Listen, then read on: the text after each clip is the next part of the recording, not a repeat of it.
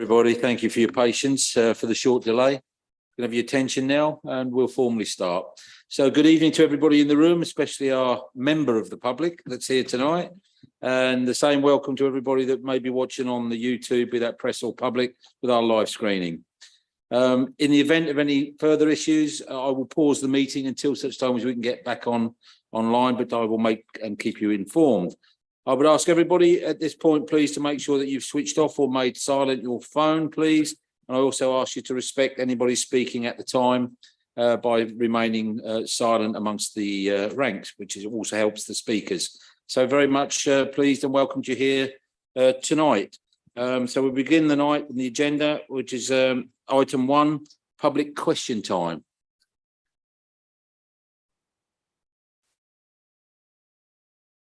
Full to the brim.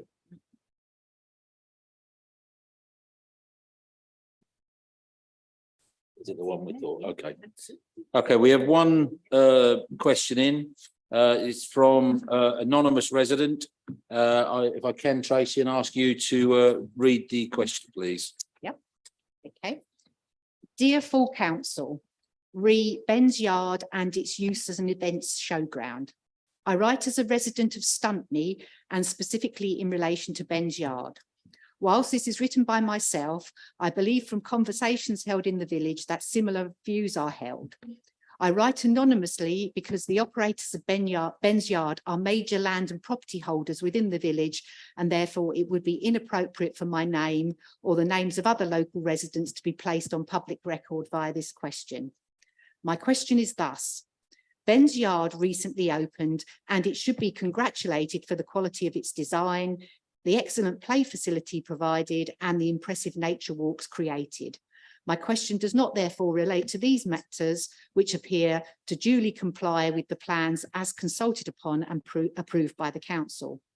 However, what is clearly apparent from the Ben's Yard website is that the operators are using the newly installed facilities such as car parks, access road, to establish in the fields adjacent to the main operation some form of events showground.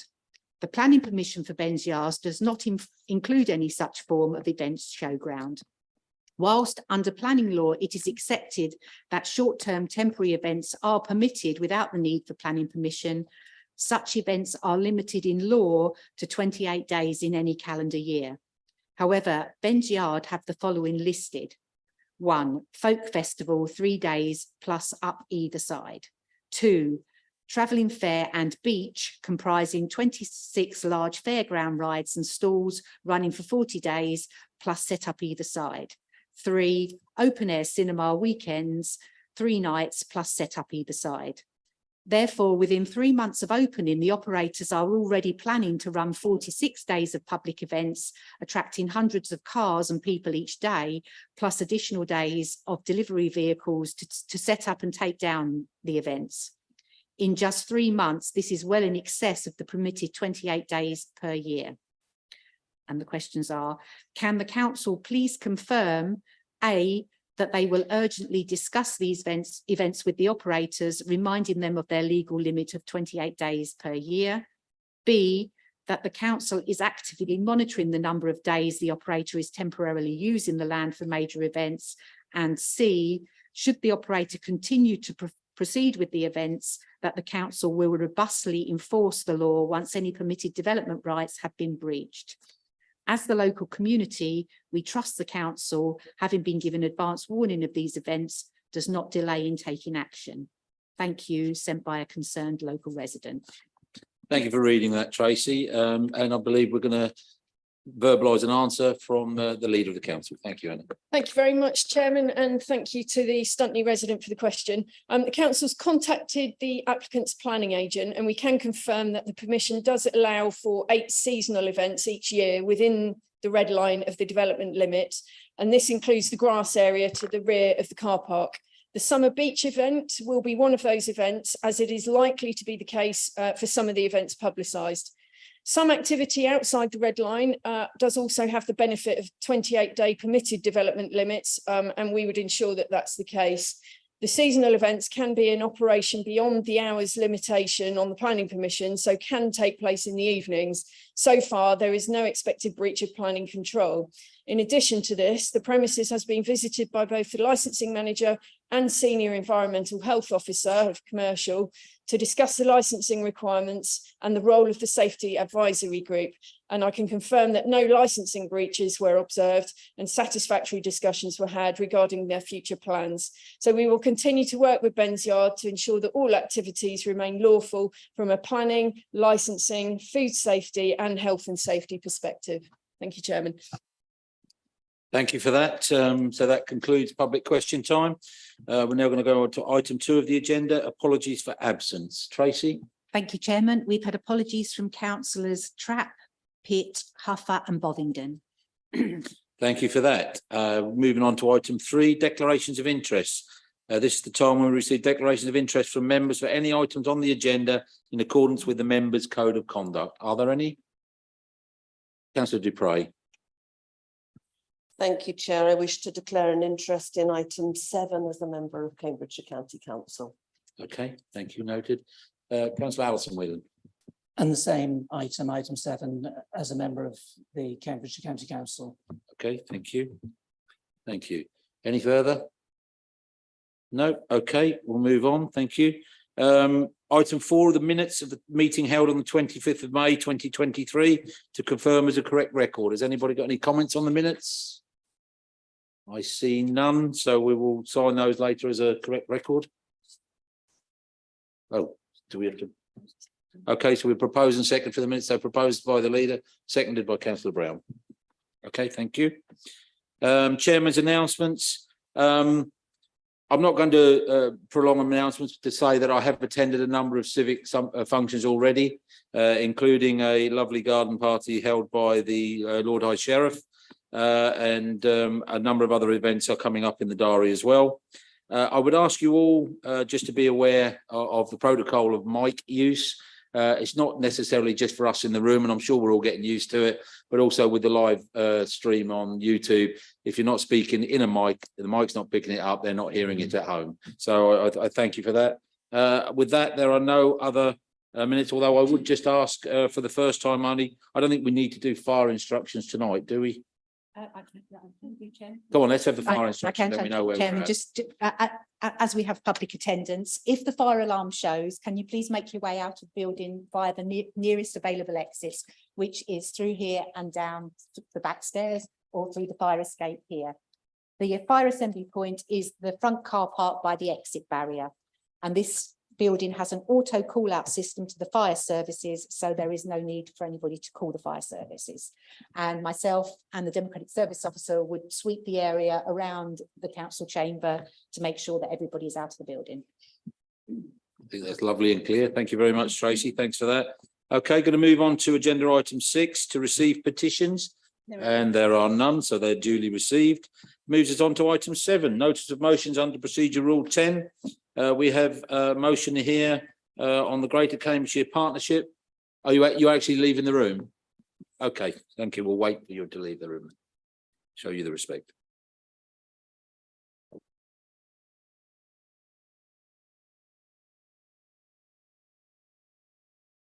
Okay, so I believe we're going to go over to Councillor Bailey to discuss your motion, please. Propose my Propose your motion. motion. Sorry, not discuss, propose. That's what I've got written down.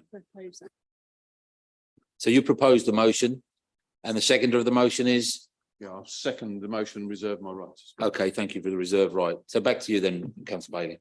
Thank you very much, Chairman. And I think it's important that this council recognises the very significant consultation that's taken place, the largest ever, I believe, in Cambridgeshire, 24,000 responses. And I understand a very significant number of responses that came in after the deadline as well.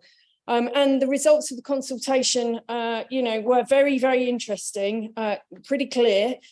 Yes, people want better public transport, and who doesn't? Why wouldn't they? This council has fought long and hard for better public transport for our residents. But it is also clear that residents do not support the idea of road charging in order to pay for it. And 59% of East Cambridgeshire residents said no. to the idea of the sustainable travel zone, which is the road charging model that's been proposed. I mean, who isn't going to say yes when asked, do you want more bus services with greater frequency for longer operating hours and cheaper fares? I'm surprised, in fact, that, you know, there's 30% of people who didn't say yes to that, but I guess they were thinking about, you know, the road charges that they might be facing in order to get that bus service, you know, £5 a day, £10 a day, £50 a day, depending on what sort of private vehicle you're using. And I want to alert people to the fact that this is not necessarily confined to Cambridge, and we really need to think about this.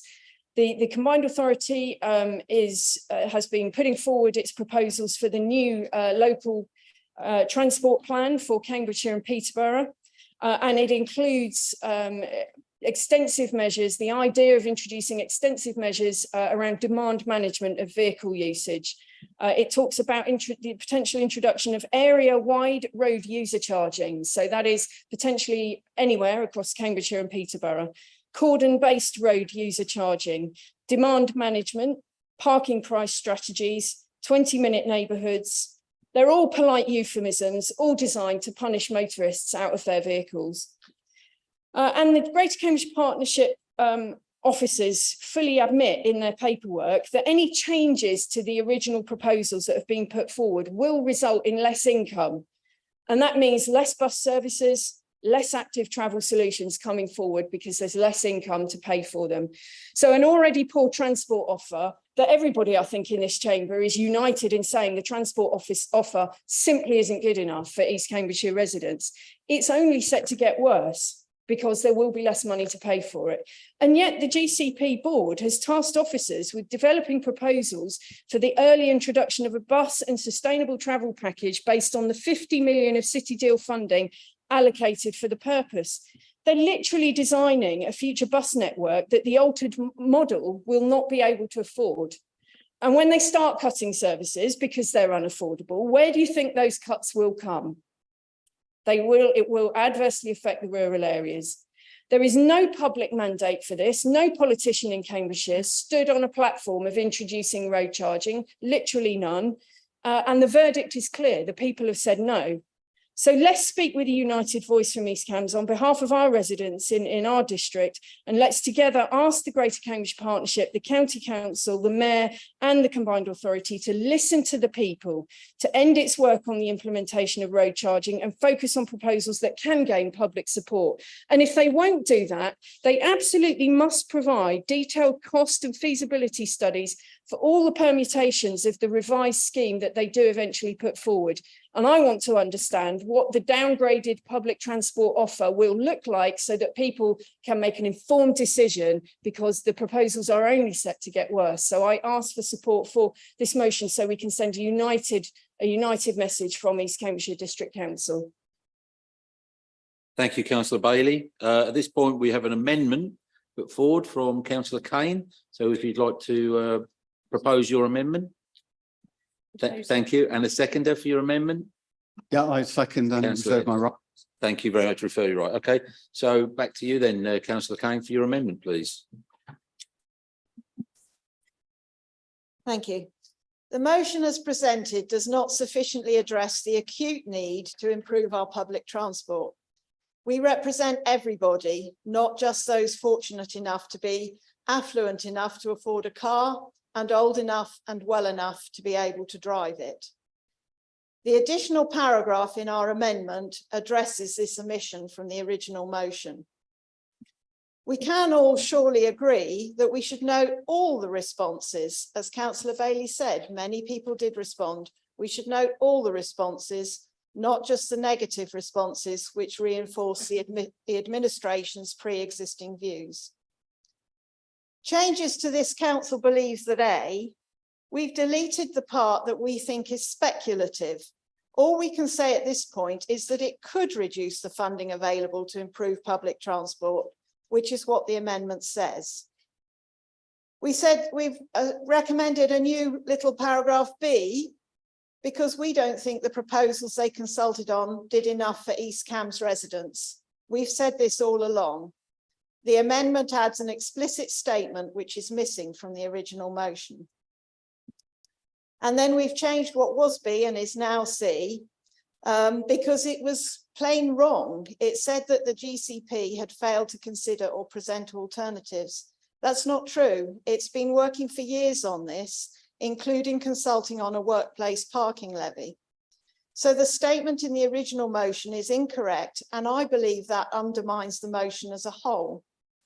The amendment removes the inaccuracy and, more importantly, presses the GCP to review and reconsider a range of options to spread the sources of income and not unfairly place the load on individuals driving into or around Cambridge. The original motion is weak and complacent in that it is urging GCP, County Council and the combined authority to what? Well, it's not clear. So this amendment strengthens it to demand substantial improvements to public transport for East Cambs residents. We need much better public transport and genuinely attractive options. The amendment deletes the final paragraph of the motion. It's very strange for this administration to be proposing wasting public funds on multiple feasibility studies for all sorts of options, knowing that most of the options won't be pursued. The Making Connections project is of huge importance to East Cambs residents, and the council is right to engage closely. But if we're to get the best results for our residents, the council also needs to engage constructively and represent the range of views and needs of our residents, including those who don't drive. This amendment will strengthen the original motion and allow us to have a constructive bipartisan approach to the GCP to achieve the best outcome for the residents of East Cambridgeshire. I commend this amendment. Thank you, Councillor Kane. And with Councillor Inskip, the second reserve on his right. Sorry, Councillor Kane. Just pick him up. Thank you. That's fine. We'll open the debate on the amendment. So will anybody want to speak on or to the amendment, please? Councillor Hunt. Thank you very much, Chair. I've always thought that the job of a councillor or a member of parliament or anybody who's elected his job is to represent the people who put him or her in a position. In actual fact, I believe the councillors have the responsibility to represent their residents, even if it's not the view that the councillor holds, because that's the job. They've voted to you to speak for them. And I look here and so I think the job of a councillor is always to put the residents' opinions first. I think, of course, I look at the fact that 70% of the respondents wanted to have a better bus service. Well, of course, and I think Councillor Bailey has said, you will want, if you say, do you want a better bus service and it's going to cost you less and it's going to be more frequent, of course you're going to say, yes, I would like all those things. And it's really very surprising that only 70% of respondents said that. What I have a little bit of difficulty, though, is when I look at the results and it says that 58% said they did not want the congestion charge. 8% said they didn't know, and 34% said they're in favour. Now, whatever you think, whatever everyone thinks in this room, the people have spoken. 58 don't want it, 34 do. Now, I find it quite remarkable that the group over there have actually got Democrat in their title. Because if you believe in democracy, you cannot for 1 minute take this matter any further. You just can't do it. And also, I sometimes wonder, and especially reading this amendment tonight, I sometimes wonder what planet some of my colleagues inhabit. When we're talking about so that East Cambridgeshire residents can both travel into Cambridge and continue their journey within Cambridge by public transport. Well, does nobody they know have, go shopping and come back with something? Or do they go in there to work and they have tools or clothing or machinery or anything like that? Because I can't see really the practicalities of driving into a park and ride and then going to where you're going to fit a new bathroom with stuff you can carry on your hands. I think it's entirely unrealistic. I think it's just been put forward just to oppose us because that's what you would do anyway. And I think it's letting down the people who put you and elected you if you don't listen to what they say and act on what they say. You have a duty, please exercise it. I will be voting against this amendment. Thank you, councillor Hunt. Anybody else want to speak on the debate? Yeah, councillor Horgan, please. Thank you, Chair. Oops, sorry, knocking the furniture over. I wasn't going to speak on this, but I was minded by the fact that I think both the motion itself and the amendment have merits, to be fair. And I would like to honestly believe that if the form of words that were used in bringing the combined authority, the people behind the congestion charge, sustainable travel zone, to give us its correct title, were minded to listen to members of the public, I might be influenced enough to actually ask for the words to be modified. The problem is, unfortunately, Councillor Horgan, I'm sorry to do this. You are a gentleman of a certain height and we're struggling to pick you up on the microphone. So apologies for giving you a bad back, but if you could lean into the mic or sit down, it's absolutely fine. well, I'll lean over, but I shall be very brief now, I promise you. If I thought that the people who we are writing to would listen to a reasoned argument, I could be influenced with a rewording, but sadly, my limited experience in this matter, I just don't have the confidence, and the only reason I believe that they have amended their plans in any way, shape or form is because of the amount of resistance they've met, and therefore to relent on that resistance, I fear, would bring us to a point where those plans they have would be driven through in one way, shape, form or another. Thank you, and I hope your back survives that escapade.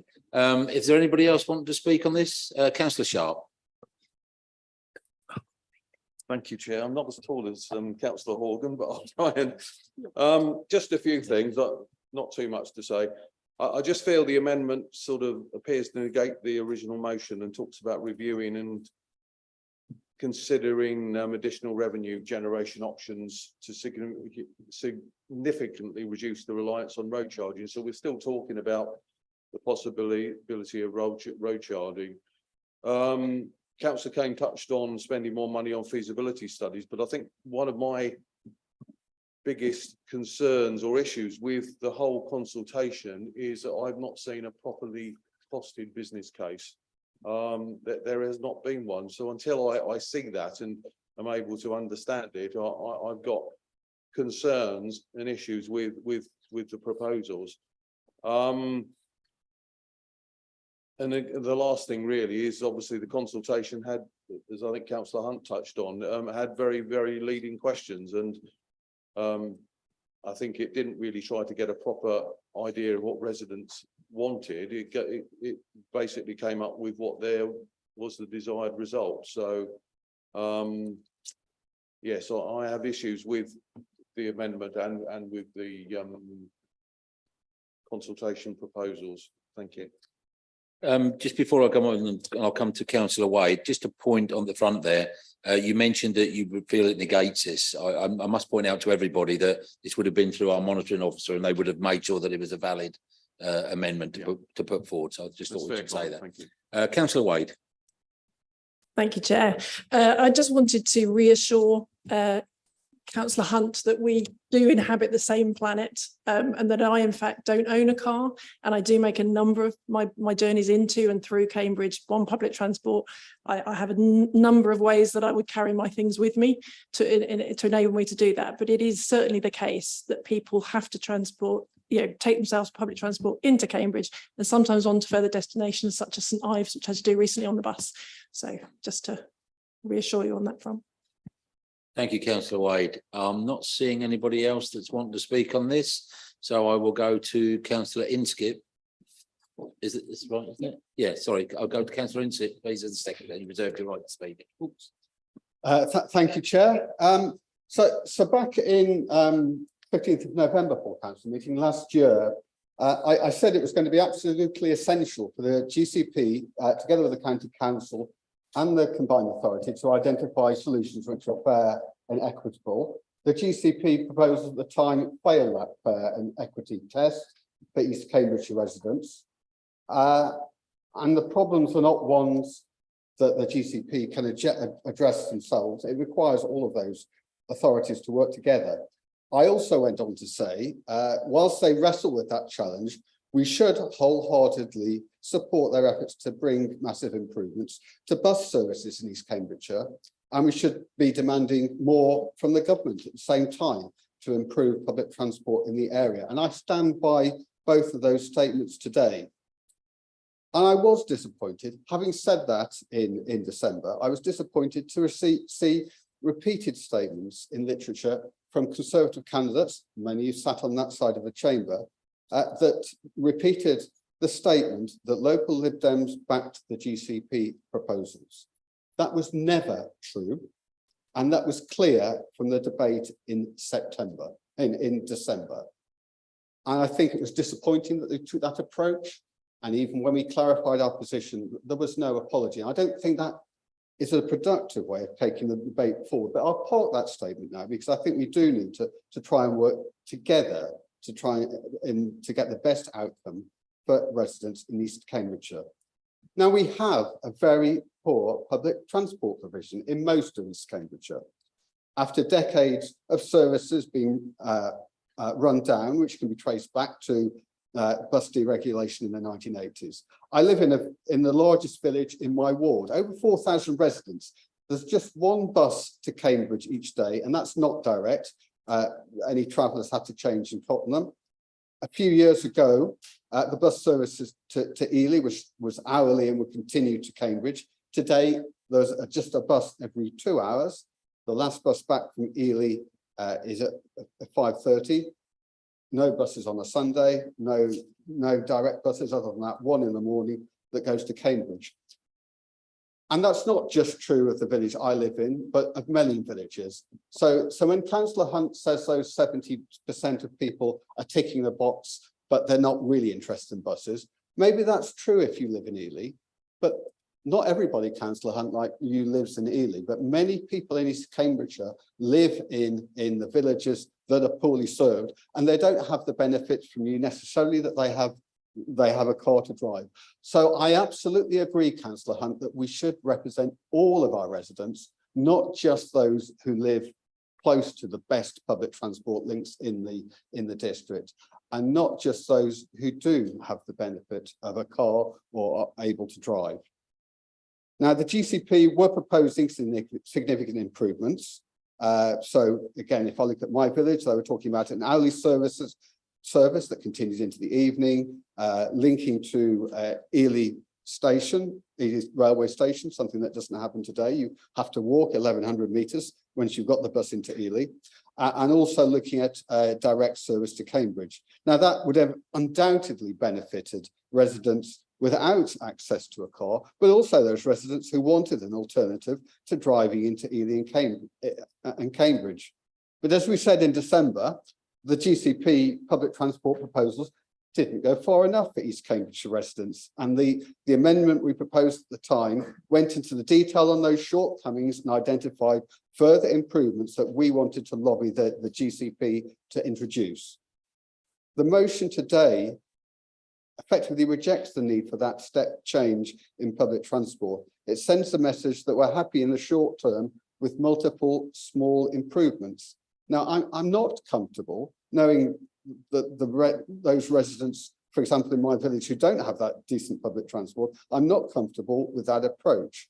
And I think we risk seriously undermining our message of lobbying to the GCP to take into account East Cambridgeshire in public transport improvements. And if we're serious about tackling the climate emergency in East Cambridgeshire, we also need to use every opportunity to lobby others who are making decisions to provide our residents with alternatives to the car. You know, we need to reduce the transport carbon footprint, and we can't just rely on everyone having an electric vehicle to do that.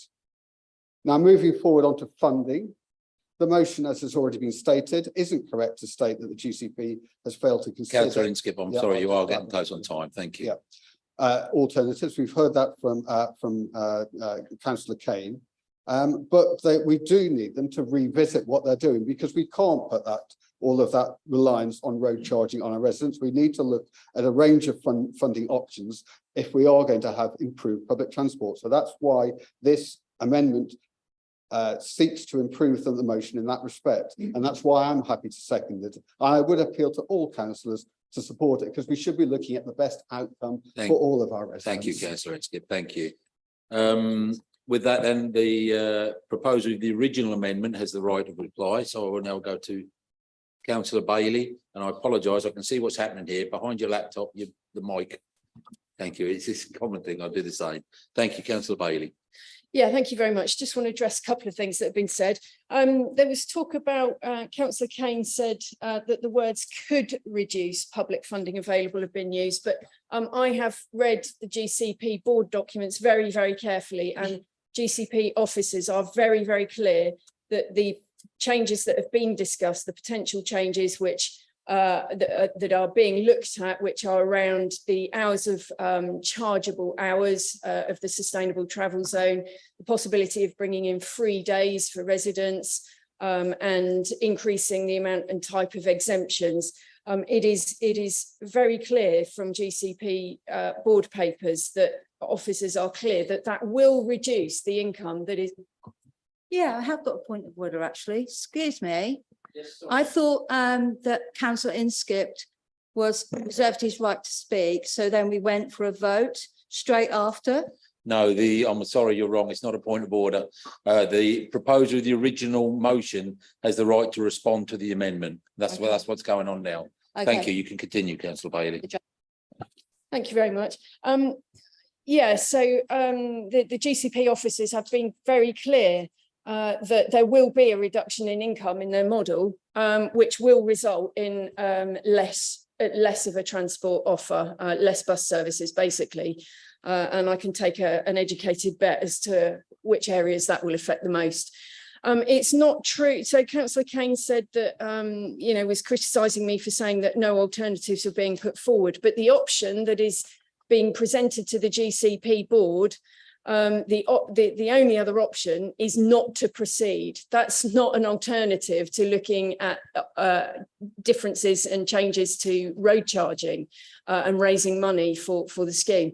I truly believe that we need to be way more ambitious than this. Bus services are 20th century technology. We need a turn up and go system that is fit for the 21st century. That could involve multiple different ways of travelling and offers to people. There is a lot of discussion around light rail, particularly around the east of Cambridge. We should be looking at trams. We should be looking at tunnelling under Cambridge. We should be looking at autonomous vehicles. And a new public transport offer should be so attractive to people because it is faster and cheaper and easier than using your private vehicle. And in fact, we were well on the way to having such a scheme when Lord Robert Mayor, who's a very eminent geotechnical engineer, joined the Cambridge Autonomous Metro project and the new company that had been set up to head it up. You don't attract somebody like that without having a credible scheme that can be funded and delivered. And the price tag had been got down to £2 billion.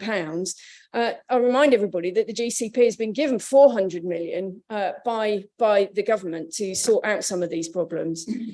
So unfortunately, the incoming mayor scrapped 2 years ago, cancelled that project and shut it down. We could revisit that project. Councillor Netzinger, the leader of the county council, has been championing in the local press the idea of looking at tunnelling again and autonomous vehicles.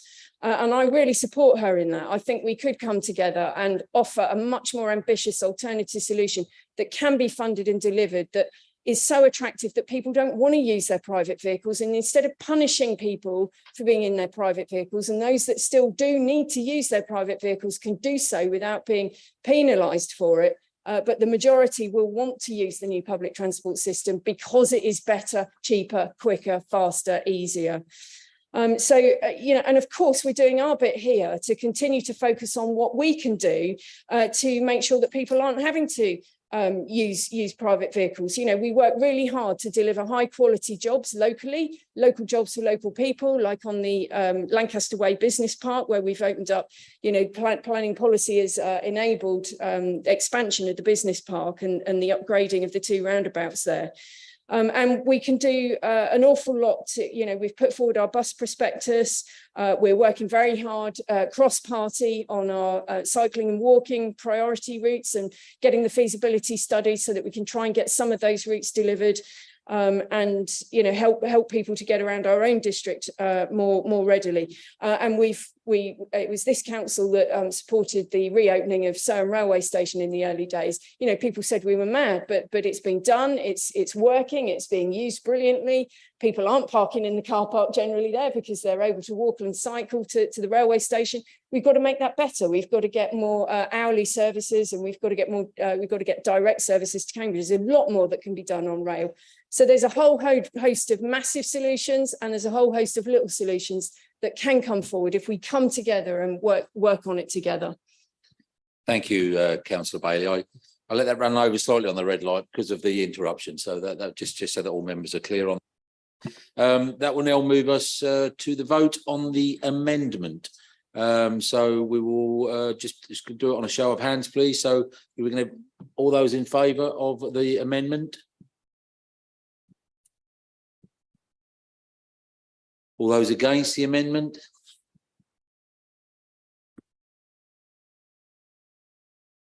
Any abstaining? No. Do the maths in my head, but I'll wait. So the amendment is lost by 9 votes to 13. Thank you very much. So we now go back to the substantive motion and the original motion, and we're straight into the debate on the original motion. If anybody would like to speak to that, Councillor Vellacott. Thank you, Chairman. I've been wanting to speak about this for so long. I rise to entirely support the motion from the Leader of the Council tonight. It's of the utmost importance, in my belief, that we hold our elected representatives to account. But in this case, it's even worse. The entirely unelected Greater Cambridge Partnership likes to put out consultation after consultation, each one worse than the last, packed with bureaucracy and bias. Now, if I ask my little sister, would you like an entire chocolate cake delivered frequently to your bedroom door, and then include briefly a sentence saying, are you contented for that to come out of your pocket money? Then we are already onto an unfair result. And yet, even with the GCP literally having their cake and eating it, still 58% of respondents opposed the charge. That's an undeniable fact. Now, it's obvious that being unelected and having effectively shut themselves off from scrutiny, the GCP feel they can essentially carry on as normal. Their first option when they sat down last week or 2 weeks ago was, how should we modify this to make it more palatable for these daft residents who don't understand our magnificence?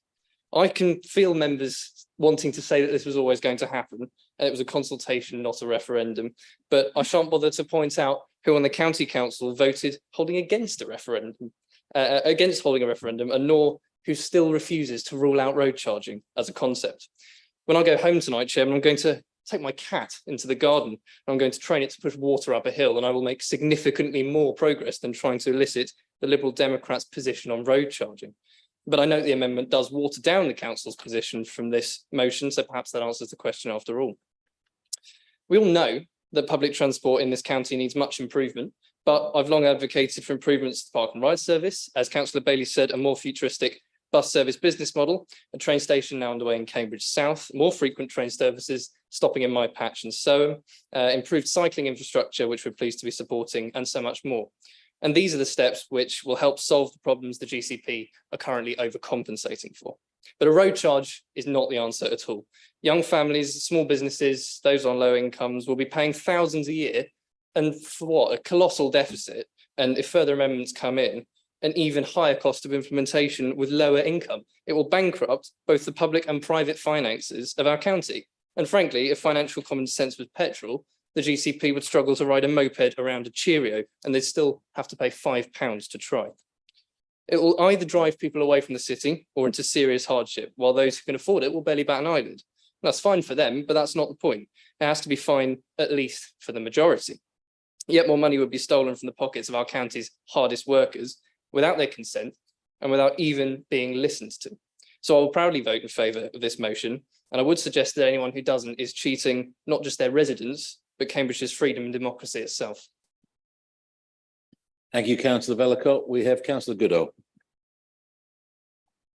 Thank you, Mr. Chairman. The GCP and the County Council have failed to convince the public of Cambridge that a congestion charge is the best way forward to improving public transport in the city and the surrounding areas. The watering down of the original plan to appease the public will not wash, as the public realise that by agreeing to this, this will allow the GCP and future councils to amend this at a later date to suit their original plans. Just look at what's happened in London. The congestion charge has been brought in and has been expanded to a clean air charge within the North and South Circular roads, which soon be extended inside the M25 orbital motorway. Once brought in, this monster becomes nigh on impossible to stop. The way to improve the public transport is at the franchising stage of new contracts, making the bidding of the franchise to run buses later and finish early and start earlier, times to suit the public needs. And that includes the people who work late when they close down the pub, the clubs, the cinemas, they can also get home. Cambridge does not have the infrastructure of London, Manchester and Nottingham to improve that they have, i.e. they have the London Underground, you have the light railway, Docklands Light Railway, and you have a very good bus service there already. And that was before the congestion charges were brought in. The implementation of this congestion charge will also fuel inflation, as delivery companies will have to charge the businesses they supply, who will then in turn charge the public for putting up the prices of their products and their delivery charges where applicable. Plus, you have the wages of the people who live in Cambridge or live outside Cambridge and have to go to work, will ask for pay rises to offset the costs of them getting to and from work. I fully support this motion and urge all councillors to vote in favour of it. And also, because of the importance of it, I call for a recorded vote. Sorry, it's a recorded vote. Yes. Okay, grab that. Councillor Hunt, please. Thank you, Chair. I was a little bit concerned that Councillor Inskip seemed to be familiar with where exactly I lived and what my transport arrangements were and what facilities I had. And then, of course, I remembered that he'd been round my house photographing my bins. So I remembered he was fairly familiar with my domestic arrangements. Nevertheless, I forgive him. I've had various people approach me in the street, and the sort of conversation is, Bill, we hate this. We hate this congestion charge. You go and tell them that we won't have it. And that's the sort of language I'm getting in Streatham and Wilburton and Little Thetford and Wychford and now in Wicken and Hadnam. They don't want it. And that's what they're telling me. And they're telling me as their representative to go and make it clear that that's their view. And it's very clear that democracy is in danger. we've got a clear thing, haven't we? 57% don't want it, 34 do. So let's ignore that. Let's try and do something to it, and won't take any notice. I thought democracy was important. And I thought it was something that drove us all the people here. It also, if the powers that be try and reduce the amount of people who will be liable to pay this congestion charge, clearly it'll put pressure on the bus services because there'll be less money, so the service will go down. Do you think the services in Cambridge will go down, or do you think they'll be the ones that link villages like Hadnam to Ely? I know which way it'll go, and I know which ones will suffer, and it'll be East Cambs. I don't think the GCP has considered any real alternatives to road charging. They've played about a bit with workplace parking, charging £1.50 per car per day in a private car park. But then that would be in addition to the congestion charges, I imagine. I'm totally in favour of this proposal and this motion. I'm doing what I'm being instructed by my electors. They're all keen. Don't let it happen, Bill. We voted for you. Now you've got to speak up for us. That's the message, and that's what it is. So I believe that there should be at least a thorough business case, and no one's seen that either. So I just have to agree with this motion and commend the people who brought it forward. Thank you, Chair. Thank you, Councillor Hunt. Councillor Kane.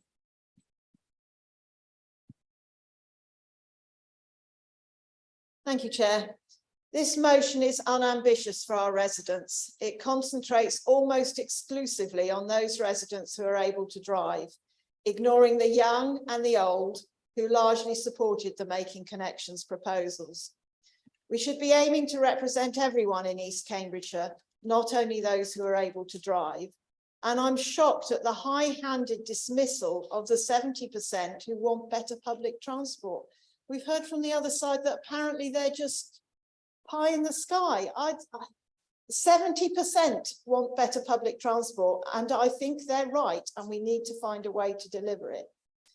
We need to be protecting our environment and working towards the council's ambition for a net zero East Cambridgeshire by 2035. Transport is a huge contributor to East Cambridgeshire's carbon footprint. If we're to meet this target, we're going to have to make huge improvements to public transport. We can't just rely on electric cars.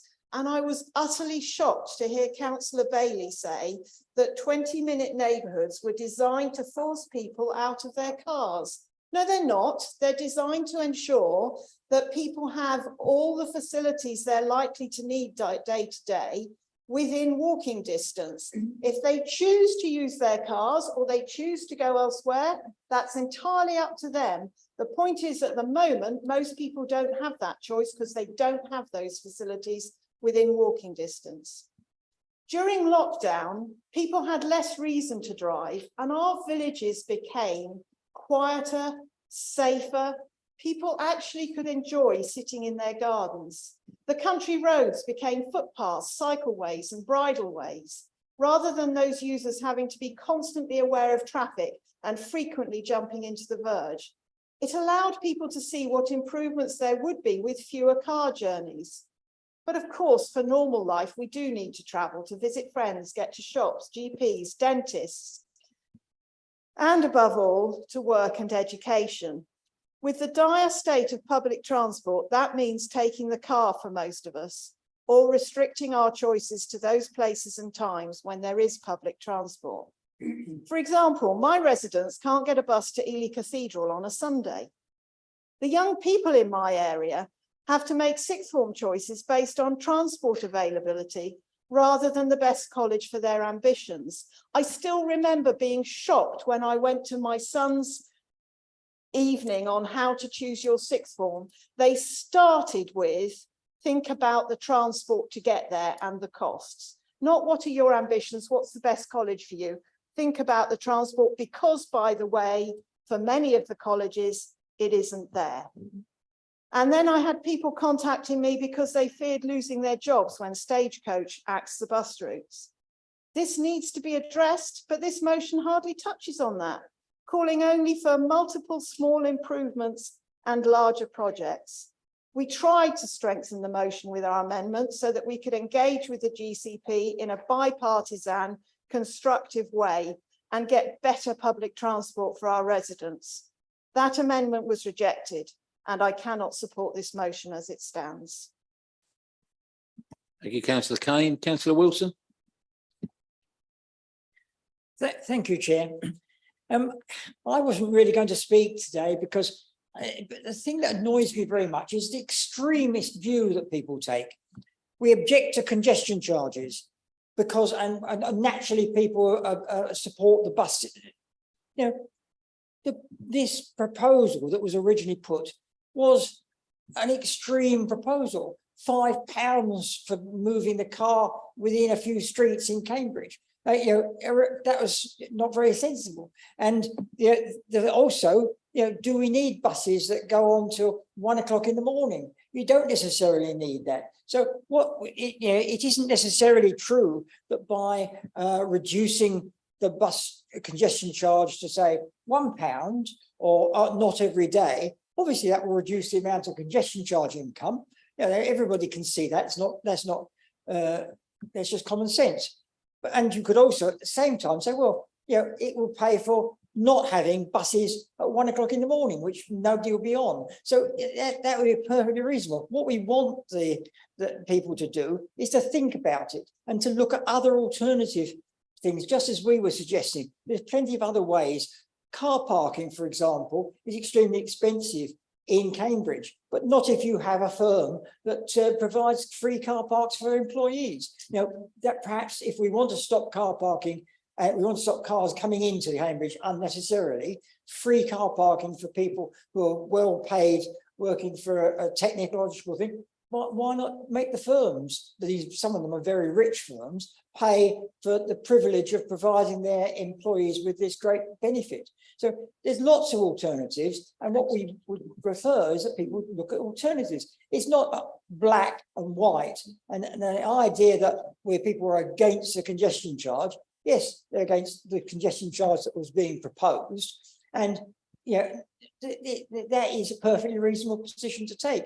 What we were suggesting is that look at other alternatives, make them do a bit of work on the thing, and look at those 23,000 points that people made. A lot of them made very sensible points about what could be done to improve particular bus services, what could be done to reduce particular things. I mean, if you live in Coveney and you have one bus every week, you obviously need a better bus service. A bus service on Thursday is no use to you if you have to go and see the dentist on a Monday. That is just obvious, and that ought to be a part of the thing they ought to get sorted out. But they don't necessarily have to charge lorries £50 for driving into Cambridge. That is not a sensible thing to do. So these things don't correlate. They've got to sort it out and try and do it in a sensible way, but not say we're totally against congestion charges, because they might be a portion of congestion charge that would be a useful thing to do. Congestion charge in rush hours, for example, might be a sensible thing to stop people trying to travel in rush hour. There's lots of things that we're not doing, and this resolution is very, very black or white. There's no halfway measures, and what we need to do is have a fairly reasonable compromise. Look at the system, look at the problems, and try and get it sorted out over the next 5 years. And of course, the main problem is that central government, central Conservative government, I may say, doesn't provide sufficient funds to provide public transport in rural areas. They provide funds for London, but they don't provide central bus services for other places. And they just think, people can manage with cars, because they don't understand that there are young people and old people who can't go by car and need to have some way of travelling around. Thank you, Councillor Wilson. Councillor Inskip, please. Thank you, Chair. First of all, I'd just like to reassure Councillor Hunt. I don't know what he's like with technology, but he may want to take a look at the East Cambs District Council website and Google his name, because you'll find it comes up with your address. So I suspect I'm not the only person in East Cambridge who can find out where you live, Councillor Hunt. And as for the vehicle, we do use the same car park just outside the office here when we come to outside the building when we come to meetings. So no particular spying capabilities needed to work out where Councillor Hunt lives or what vehicle he drives. We've heard a number of comments about the GCP, and I have to say personally, I do think local government in Cambridgeshire and the structure is a bit of a mess, but we need to look at how that came about. And you can still find the announcement of the creation of the GCP. It was signed by the Right Honourable Greg Clark MP, Minister for Cities, Conservative politician. It was also signed by the leaders of three councils. Councillor Steve Count, I believe, was also a Conservative councillor who led at the time Cambridge County Council.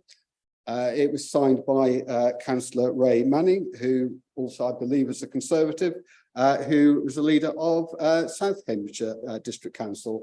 And the fourth signee was Lewis Herbert, who was the Labour leader of Cambridge City Council. But 3 out of the 4 politicians who foisted this on Cambridgeshire were from the Conservative Party.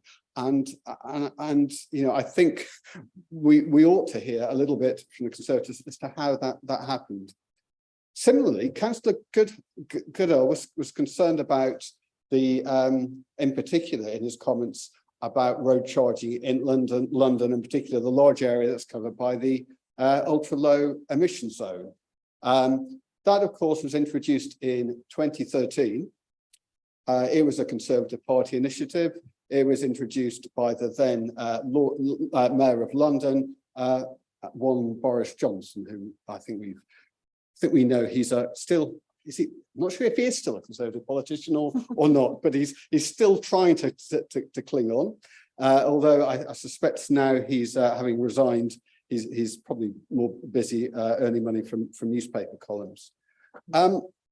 But in terms of what we should be doing, I actually agree with a lot of what Councillor Bailey said about, for example, rail improvements and looking at other light rail and so on to try and improve the public transport, because I think some of that is going to be much more important to a lot of East Cambridgeshire residents than simply bus improvements. And that's exactly what I said in December. But none of that is mentioned in the motion. It doesn't talk about those problems.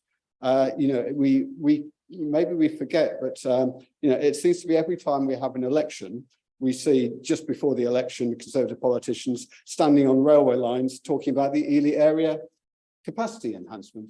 That's the really fundamental chain of investment that we need if we're going to improve frequency of both freight and passenger services in the area. But time and time again, it gets deferred or just forgotten about by the government. And there we should be lobbying the government, and we should be looking as a district. We should realise the importance of that, and we shouldn't be afraid. And I say to the administration, just because it's a Conservative government, you should feel if they're not doing the right thing for your local area, you should stand up to them. And it's disappointing that, for example, that isn't getting a mention in the motion, all those other things that have happened. So if the motion had talked about those sorts of improvements that we could deliver, that would have been good, but it doesn't. It just talks about, in the short term, those small improvements. It's lacking that ambition, and that's why I struggle to see what it's going to achieve, other than maybe a couple of lines in the next Conservative Party leaflet that drops through my letterbox. Thank you, Councillor Inskip. I see nobody else.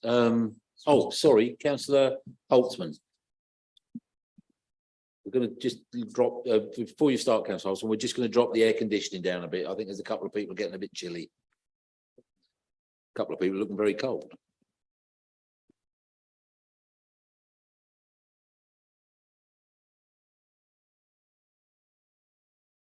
Time to knock the sun out. Your time's not started, so you'll be fine.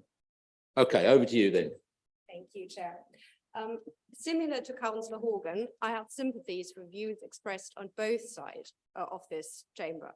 I agree that people who do have to commute into Cambridge because there's no sensible public transport available to them should not bear the burden of an outsized concession charge. But so far, neither ECDC nor any other of the Cambridgeshire councils have really managed to solve the question of how to get affordable public transport. I myself have spent 3 years commuting into Cambridge from Camborne, which was a very privileged place because in comparison to most places in East Cambridgeshire, had a bus service that ran every 20 minutes. And still, on many days, it was delayed. When there was snow, it wasn't running. And I quite often ended up stranded in Cambridge in the evening without a way of getting home because the last bus was cancelled without any warning. And I had a backpack rucksack full of sports equipment, which was a mild inconvenience to say the least. I therefore second what Councillor Wilson said, that I think we need sensible and moderate proposals that take into account the living realities of people who do not maybe have access to cars, but also those who, as rightly was said, do need to kind of like transport tools for their trade or actually need a vehicle because that's part of their business. But I do think we should give the GCP the benefit of the doubt to come up with more moderate and more sensible proposals and see whether that would be enough to then support public transport in a way that's actually of benefit to the East Cambs residents. Because at the moment, we do not really have an alternative proposal at all. Thus, I do hope that the GCP will come up with something more sensible. And thus, I feel I cannot support a motion that outright says they shouldn't even try.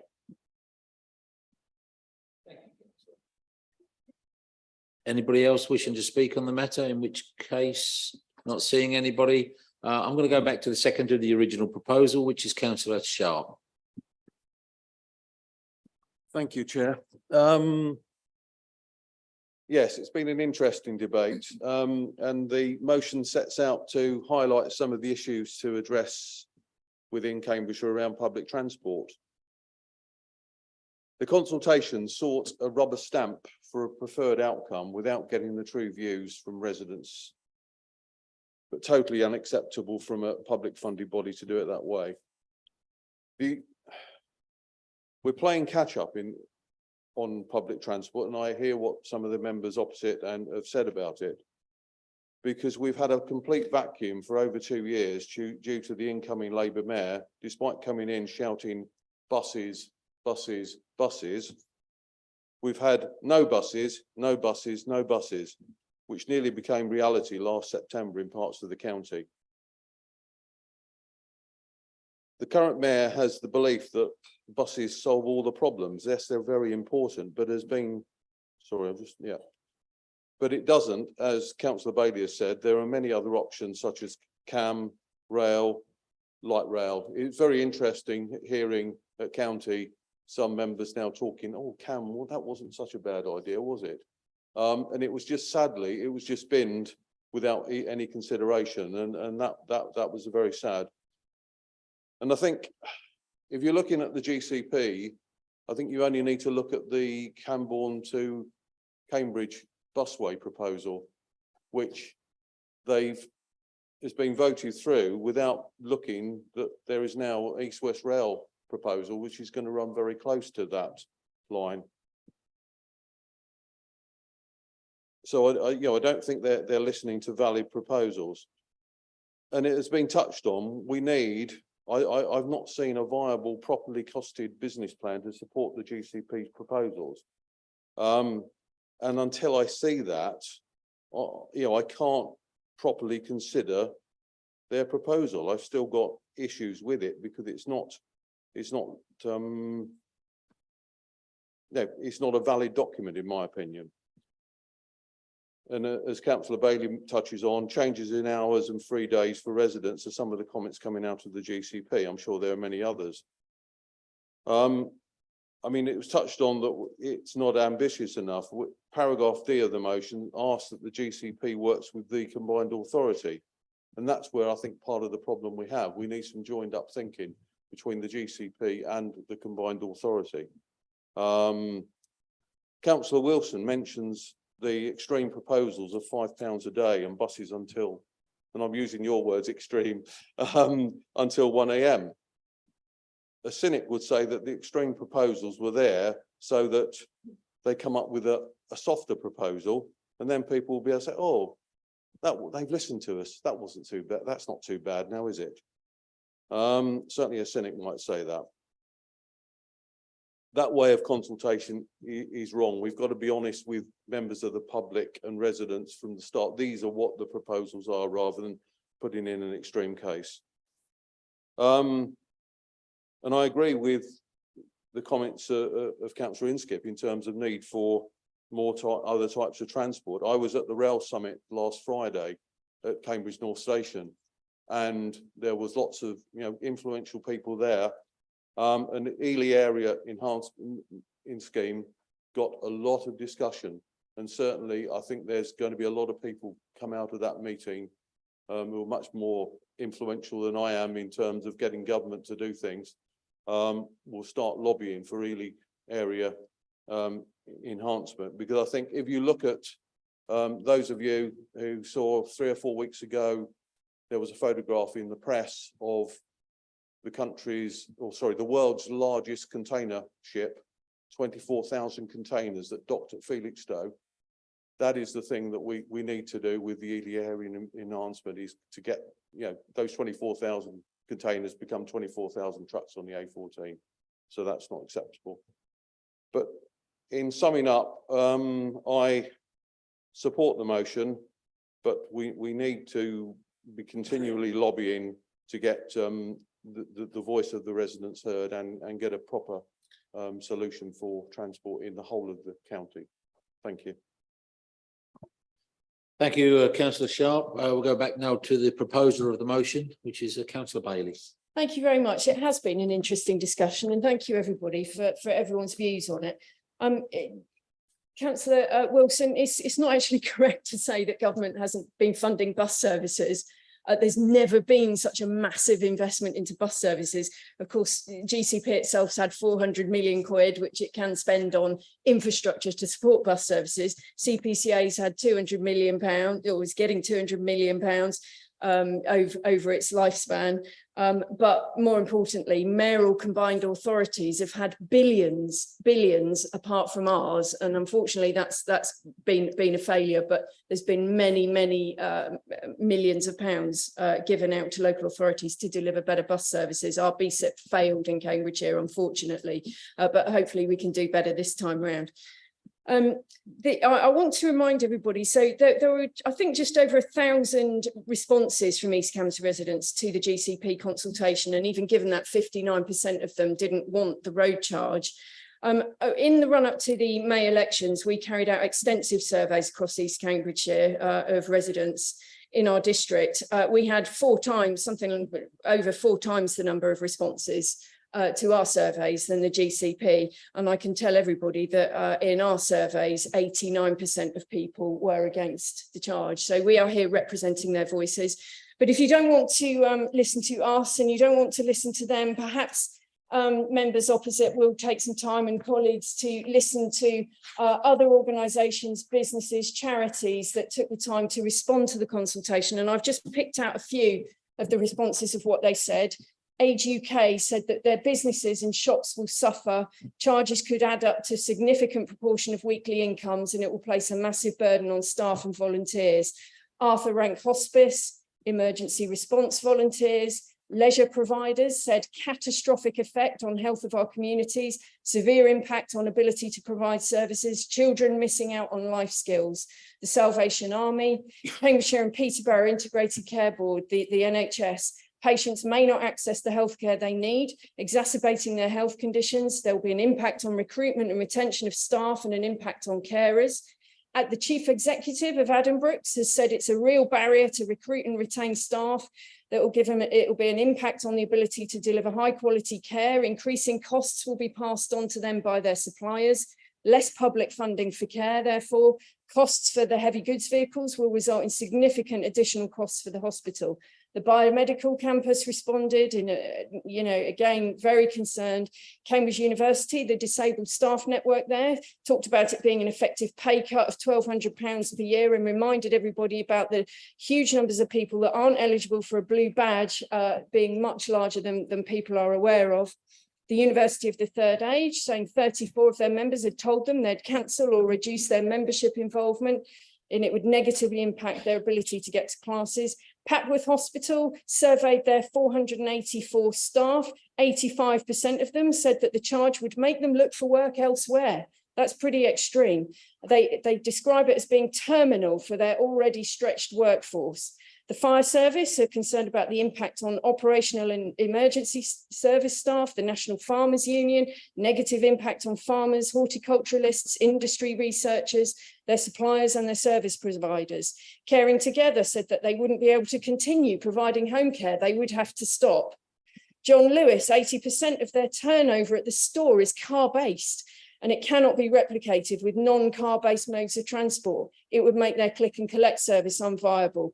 Marks and Spencer's, Microsoft, Cambridge Consultants, logistics company UPS said it would damage the wider local economy and it would damage and disadvantage Cambridge businesses and consumers. So please listen to those organisations and listen to the people, listen to our residents.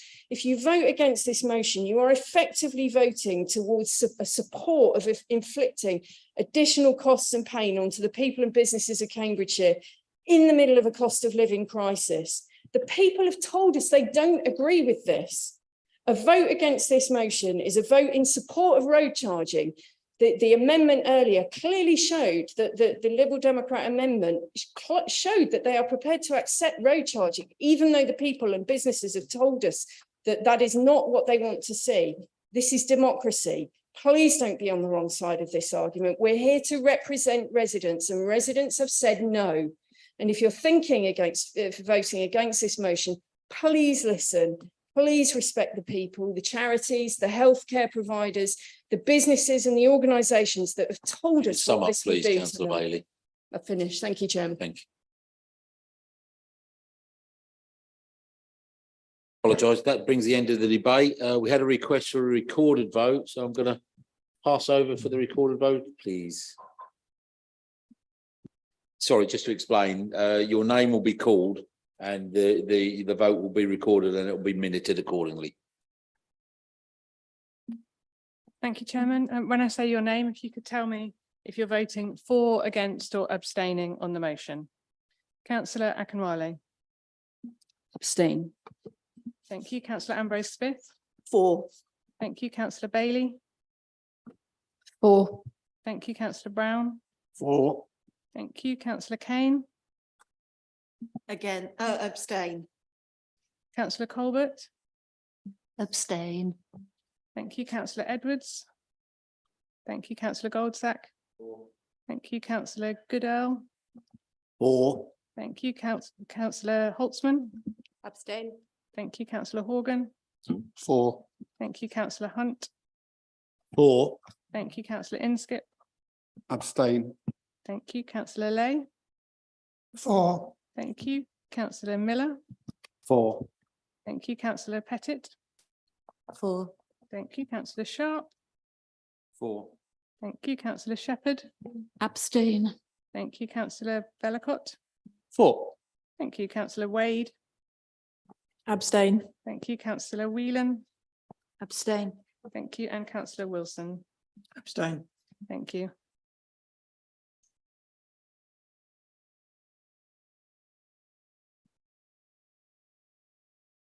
The motion is therefore passed with 13 votes in favour, no votes against and 9 abstentions. Okay, thank you very much. If we could ask the missing councillors to come back into the room. I think, I don't know, they're probably watching it on. Okay.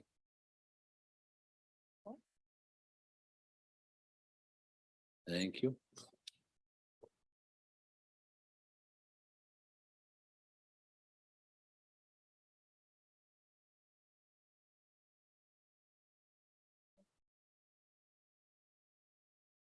Thank you, councillors. Okay, we're going to move on to point 8 on the agenda, which is to answer questions from members. We have a smorgasbord of questions to members this meeting, so we have 7 in total. The first one, please, is call on Lucius Vellacott. Councillor Vellacott. Thank you very much, Chairman. This morning, I was very pleased to visit Littleport Youth Building and the surrounding development with Councillor Ambrose Smith, Littleport's youth worker and members of the Town Council. And I was absolutely delighted to see the opportunities that this facility enables for local young people to find support and opportunities. I have to admit, it made me jealous that we don't have something identical in Surrey. Littleport and Bottisham are all hosting a wonderful event in the coming weeks called Youth Fusion. It's a chance for young people to find something to do for leisure or employment and seek advice on the issues that we know matter to us. Members will agree that these events are a perfect opportunity to live up to our vision, that the District Council becomes a vehicle to help young people in their essential purpose, finding their essential purpose. And I've been proudly promoting them in the local media this week. On Monday, the 19th of June, Councillor Kane attended the Operational Services Committee as a substitute member. At this meeting, the Liberal Democrat group submitted 51 questions in advance on the Environment Plan and Budget Monitoring Report, but just 1 on the Youth Engagement Plan, which I spoke on. That question was Councillor Kane's on how well advertised the Youth Fusion events were. What is Councillor Kane doing to raise the profile of these events? How will she ensure that impartial youth engagement does not become a sidelined priority for her group, as it appears to be currently? Thank you, Councillor Vellacott. Councillor Kane. I thank Councillor Vellacott for his question. Youth engagement and opportunities have always been a high priority for me and for the Lib Dem group. That's why, for example, we strongly supported the Meeple Outdoor Centre, which was used by youth across the district and beyond. Sadly, the Conservatives secretly planned its demolition for several years and finally demolished it in December 2021 to make way for a crematorium, despite the public consultation showing 85% against the plans. Interesting that 85% apparently doesn't count. It's why we believe the debate over the GCP sustainable transport plans must recognise that 61% of people aged 16 to 24 supported or strongly supported the sustainable travel zone proposals. I had been in dialogue with the youth team about the Fusion events well before the committee papers were published, to understand what the events were, how I could be involved, and how I could best advertise them locally. I questioned the late advertising precisely because it was going to be difficult to publicise the events locally at short notice. Village magazines had gone to press, with many not publishing in August, in particular the Bottisham one, and schools were in exam season, and Councillor Sharp acknowledged that at the committee as well. Councillor Vellacott will no doubt remember that the reason for the late advertising was the late confirmation of grant funding. So the committee agreed to my suggestion to consider ensuring that future budgets provide for these events to be funded by ECDC if the grant requests were unsuccessful. This will allow the teams in future to confirm their bookings and advertise in good time to maximise attendance. If we're to accept Councillor Vellacott's methodology of counting written questions to show members' priorities, we must assume that apart from him, none of the Conservative members of the committee thought any of the items on the agenda were of importance, since they submitted no questions at all. Indeed, Councillor Vellacott himself did not submit any written questions on the youth engagement plan. Councillor Vellacott did speak to that item, as did I and several other members of the Lib Dem group, but only one other member of the Conservative group. I'm very confident that youth engagement and opportunities is a priority for the Lib Dem group. Councillor Vellacott appears to have quite a bit of work to do to ensure it's not a sidelined priority for the Conservative group. Thank you, Councillor Kane. Thank you very much. Going to move on to the second question, which is a question from Councillor Bill Hunt to the leader of the Liberal Democrat group, Councillor Lorna Dupre. Thank you very much, Chair. I apologise, Councillor Hunt. I'm sorry, Councillor Kane, you might again. Thank you. Yes, this is to Councillor Dupre. I'm sure she'll be aware. Incidentally, this question has been approved by Democratic Services. Councillor Dupre will be aware that the Liberal Democrat controlled South Cambs District Council and the Liberal Democrat-led Cambridgeshire County Council increased their 23-24 council tax charges by the maximum that the law allowed without a referendum. In contrast, this council throws council tax in 23-24 for the 10th year running.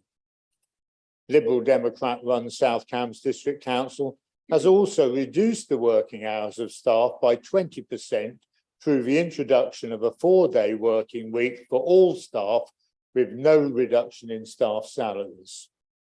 I'm sure Councillor Dupre is also aware that the Chief Executive of South Cambs District Council is now known to be working on a PhD about the 4-day working week, a fact that was hidden from the general public. The Government Minister Lee Rowley has written to the Lib Dem leader of its South Cambs, Councillor Bridget Smith, requesting that the 4-day working week experiment be ended immediately, advising that removing 20% of the capacity of a workforce is not compatible with a council seeking to demonstrate best value for money for its taxpayers and residents. He advises that he will be issuing clear guidance for the sector that this should not be pursued by councils. Can Councillor Dupre please therefore confirm that she will support the administration of this council in agreeing that we will not pursue the implementation of a 4-day working week at East Cambs District Council? Thank you, Chair. Thank you very much. Councillor Dupre, would you care to answer that? I'm sure Councillor Hunt will agree with me that how local authorities choose to run their services is a matter for them, which is what makes the demand from Government Minister Lee Rowley all the more inappropriate, especially given the early success of the South Cambridgeshire trial in positively affecting recruitment and retention, filling vacant posts, and already cutting £300,000 from South Cambridgeshire District Council's £2 million per year agency staff costs. Thank you, Councillor Dupre. Question 3 is from Councillor Akinwale to the Chair of Operational Services. I will point out here that that chair is not present this evening, so the question will be answered, I believe, by Councillor Sharp. Thank you. I would like to address the Chair of Operational Services in a matter that is close to my heart and of great importance to our community. Recently, a concerned Ely resident reached out to me. He questioned whether our community's local playgrounds are designed with the consideration of disabled children in mind. I found myself asking the same question, and the more I pondered on it, the more I felt the urgency to champion the calls for inclusive playgrounds. These spaces not only provide an essential area for play and activity, but also serve to affirm the right of disabled children to enjoy the local playground just like their peers. As someone who grew up alongside an autistic sibling, I understand the crucial role of inclusive public spaces in creating a sustainable community, fostering a sense of belonging and equal opportunity. Our playgrounds should not be an exception to this principle. They should offer every child the opportunity to play, to learn, to interact with their peers, regardless of their physical or cognitive abilities. In light of this, I have a few important questions I'd like to put forward. 1, have we conducted an assessment of the current state of our local playgrounds in terms of accessibility and inclusivity for disabled children? 2, what provisions do we currently have in place to accommodate disabled children's needs in our public spaces, and particularly in our playgrounds? 3, are we aware of the Scopes Disability Price Tag research, which shows that disabled households need an additional £975 a month on average to maintain the same standard of living as non-disabled households? In the face of these findings, free and inclusive local amenities, such as playgrounds, become essential. They offer recreational opportunities that all families, regardless of their income or abilities, should have the right to enjoy, whilst focusing on one of our key priorities in East Cambridgeshire, creating sustainable communities. Finally, I propose a question for us all to consider. could we as the governing council commit to champion the cause of inclusivity in all our playgrounds to provide an equal platform for all our children to enjoy the local amenities? Thank you.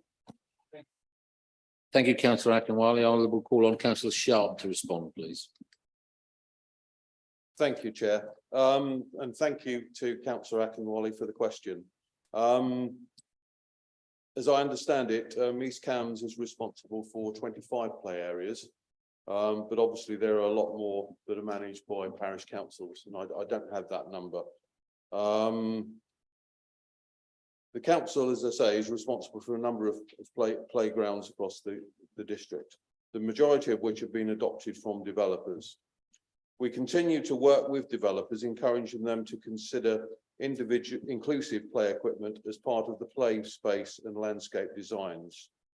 When an existing playground that we own needs to be replaced, we will take the opportunity to look at inclusive replacement equipment and access improvements. In the Country Park and Jubilee Gardens, where the council had control of the designs of the playgrounds from the beginning, inclusive play equipment and access has been included. The District Council regularly consults users of Ely Country Park to ensure that the needs of the community are provided for and to identify any additional access requirements. The council aims to make the areas that they manage as accessible as possible and to promote the accessible rights of way around the site. All access improvements led by the District Council have been in consultation with the East Cambs Access Group.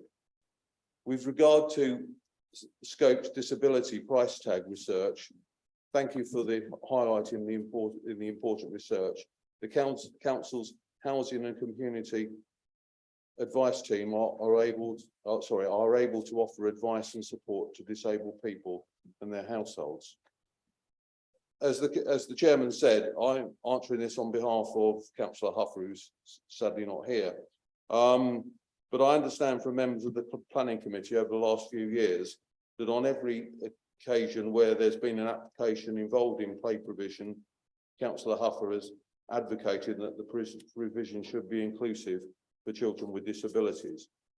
As I said at the start, obviously we as a council don't run probably the majority of play areas that are in this council area, but I'm happy to discuss how we engage with parish councils on this issue in the future, and I will certainly discuss it with Councillor Huffer, and I'm sure it could come back to one of our operational services committee meetings. But thank you for the question. Question 4, question from Councillor Holtzman, the leader of the council, and Thank you, Chair. I welcome the Council's decision to develop the environmental chapter for the new local plan before commencing with full development of a new local plan next year. It is important that the new homes being built make use of the proven technologies we have available to reduce energy use, water consumption, and avoid pollution and unhealthy indoor climates. Many of these measures are not more costly or complicated when considered at the planning stage. For example, orienting groups of buildings to allow maximum capacity for use of the generation of solar and solar thermal energy, or minimization of upfront carbon emissions by conscious material choice, but can become insurmountable obstacles when they haven't been taken into account. We cannot saddle residents with homes that need a retrofit as soon as they have been finished because developers are lacking ambition. Addressing such topics with a new environmental chapter will benefit our residents with lower bills and healthier and more comfortable living spaces and help reduce our district's carbon footprint. Will this council reappoint a cross-party working group to help develop an ambitious and feasible new environmental chapter for the local plan that supports our ambition as a district to reach net zero by 2035? Given our joint ambitions to care for the environment, will this working group consist of equal numbers of members across the parties to ensure that we make use of the full expertise of the council? Thank you. Thank you, Councillor Holtzman. Councillor Bailey to respond, please. Thank you, Chairman, and I'm very pleased to note Councillor Holtzman's support for the proposed new environment chapter in the forthcoming new local plan. And of course, member involvement in its preparation will be absolutely vital, as it will be a full local plan review when we commence that. It's worth remembering that Finance and Assets Committee has responsibility for overseeing and agreeing most aspects of planning policy in this council, through though the preparation of a formal local plan review is actually reserved for full council. But I can advise that officers are commencing a programme as to how the new environment chapter will be drafted and consulted on. And my expectation is that in line with the Constitution, the Finance and Assets Committee will be utilised to consider and debate the content of that chapter. All members are welcome to attend meetings where items are on the agenda. And that will be done rather than establishing a separate member working group at this stage. However, once the government has clarified the new procedures for local plan making, and consequently this council agrees to commence a full local plan review, I do of course envisage a member working group to be established at that stage. The member working group can then advise full council at the formal statutory stage of the local plan making. So it is coming, it will happen. And clearly it sounds like Councillor Holtzman has very passionate views on the subject, and I really welcome her contributions. Thank you, Councillor Bailey. We're to question 5, which is from Councillor Inskip to the Leader of the Council. Thank you, Chair. Many East Cambs residents have been alarmed by the Sunday Times report at the weekend of the Department for Levelling Up, Housing and Communities, DLUHC plan, referred to as Cambridge 2040, which envisages up to 250,000 additional homes being built in and around Cambridge. In addition to major new land allocations for housing, it's reported that large swathes of land will be identified to construct new business parks, laboratories and science hubs. The same report states that that DLUHC are discussing changes to environmental restrictions that currently oblige developers to show new homes will not lead to more phosphates and nitrates running into rivers and polluting them. Proposals to weaken environmental protections are particularly concerning in a water-stressed area such as Cambridgeshire, where our rivers are already suffering from pollution. What details is the Leader of the Council willing to share publicly on discussions members of the Council administration have had with ministers and officials at the Department for Levelling Up, Housing and Communities? And what representations has she made about the impact of the Cambridge 2040 plan on East Cambs residents? Thank you, Councillor Inskip. Councillor Bailey. Thank you for the question, Councillor Inskip. It's good to be able to talk on this subject, and it came as much of a surprise to me as it did to everybody else, I think. I can confirm that no members of the council administration have had any discussion with ministers and officials at DLUC, and no information has been received by the council about any such proposals.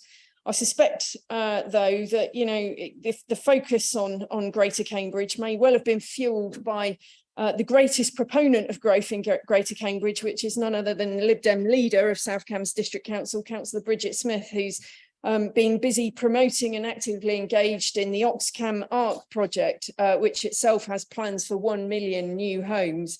And she's also bringing forward a new local plan with housing numbers that are far in excess of that currently required by government. In February 2020, the council did submit a response to the Greater Cambridge local plan consultation regarding cross-boundary strategic matters, individual sites which could arise between the two areas. Unfortunately, the Lib Dem administration in South Cambs has been failing badly to ensure developers provide the necessary resources and infrastructure to support growth. The failure to extract funds from developers for Waterbeach Railway Station, for example, is now being picked up by the public purse. And the failure to ensure protection and provision of water resources is, as Councillor Inskip has highlighted, resulting in catastrophic environmental damage to our chalk streams.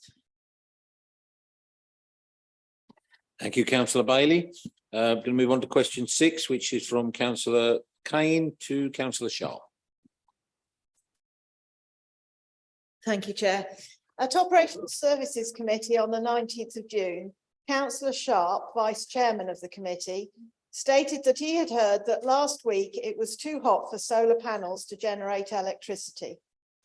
According to Professor Alistair Buckley from the University of Sheffield, it's not actually a big deal. High temperatures only marginally affect the overall output of solar power. It's the secondary effect. If it's sunny and hot, you are going to get good power output. it doesn't fall off a cliff. According to the National Grid, in the 7 days before Councillor Sharp made his statement, solar power generated almost 10% of the UK's electricity. In June 2023, the hottest June on record, the UK generated more solar electricity than in any of the previous 11 months. Councillor Sharp's incorrect statement could undermine the council's priority of engaging the public in the council's environmental aims and put people off installing solar panels to reduce their energy costs and their carbon footprint. Would Councillor Sharp please, 1, explain why he thought that solar panels stopped generating electricity in hot weather, and 2, confirm that solar panels do generate electricity in hot weather and are already helping to reduce the UK's demand for fossil fuels and will help remove the need for fossil fuels entirely from the UK's energy supply. Thank you, Councillor Kane. Councillor Sharp. Thank you, Chair. My comment at the Operational Services Committee was made after seeing a headline from the Daily Telegraph. I support the production of solar energy in appropriate locations as we have around the district. However, I'm 100% opposed to the Sonica application as it is not a suitable location. In the spirit of working together, I will resist from quoting newspaper headlines in the future. I will continue to work on the Operational Services Committee on behalf of all our residents, which is the most important role that I can undertake. Thank you. Thank you, Councillor Sharp. The Magnificent Seven is there's a question from Councillor Wade to the Chair of Operational Services Committee, who in her absence, the question will be answered by the Council Leader, Councillor Wade. Thank you. Thank you, Chair. Last but not least. I have the pleasure of representing the Ely East Ward, which comprises a diverse range of neighbourhoods within Ely, from the Market Square to the newer houses around Kings Avenue. As you'd expect, there's an equally diverse range of viewpoints I encounter on the doorsteps as I go around. There was, however, one consistent theme across all of this that united the residents, and that was a concern around parking and the lack of consequences for vehicles that were parked illegally. I'm also receiving emails to express frustration at the problem. The non-compliance with parking rules was reported as impacting residents in a number of ways. Disrupting the access of residents with mobility problems or residents with pushchairs and prams, lack of disabled parking spaces for those with blue badges as they were occupied by vehicles without this privilege, blocking of vision when residents were manoeuvring onto main roads, increasing the risk of an accident. How can the council reassure residents that they're taking their concerns on this matter seriously? Is there evidence of successful action or influencing that has been taken by the council to resolve the problem that I could share with my residents when they're contacting me? And looking to the future, what is the council planning to do about the parking problems and by when?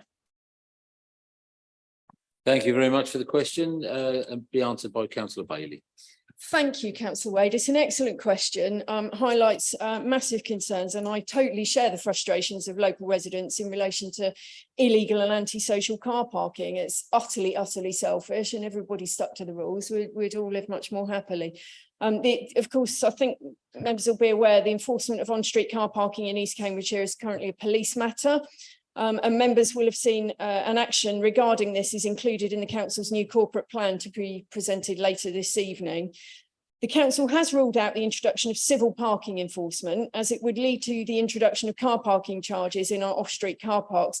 This has actually been confirmed by Cambridgeshire County Council, and the Lib Dem chairman of the County Council Highways Committee, Councillor Alex Beckett, publicly recognises the need to underwrite financial losses of civil parking enforcement through the introduction of car parking charges. In the case of South Cambridgeshire, this will mean on-street car parking charges in the villages of South Cambs. Don't honestly think that's going to go down too well when people really understand that's what's happening after the GCP money runs out. For us here in East Cambs, it would mean the introduction of car parking charges in our off-street car parks, something that we have promised not to do. The Conservative administration simply won't put our free car parking policy at risk by the introduction of civil parking enforcement. So what are we doing instead? Instead, we approached the police about using powers under Section 38 of the Police and Crime Act 2017 Superintendent James Sutherland gave the council a really excellent presentation about his proposals in October 2022. You can view that presentation on my blog on our group's website on that subject. It's well worth listening to because it's a very carefully considered and well set out presentation, and he is clearly very committed to this.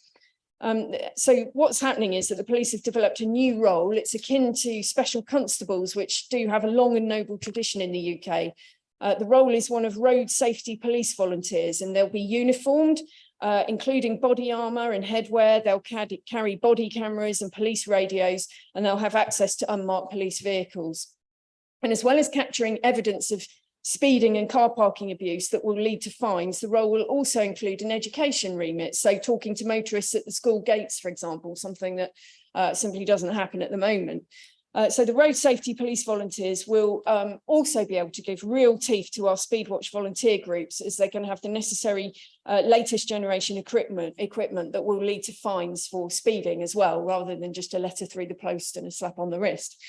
And as Superintendent Sutherland explained at our meeting in October, the police vetting department has been very busy because they've been vetting new police recruits.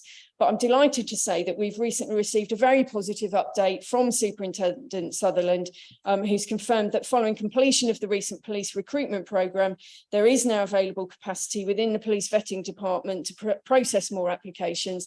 And Superintendent Sutherland is currently seeking the force's final approval of the project plan.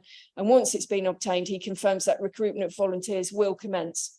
So, and I think it's fair to say that that can all happen a lot more quickly than civil parking enforcement, which is suffering a lot of delays and a lot of increased cost in amongst the authorities that are trying to bring it in Cambridgeshire.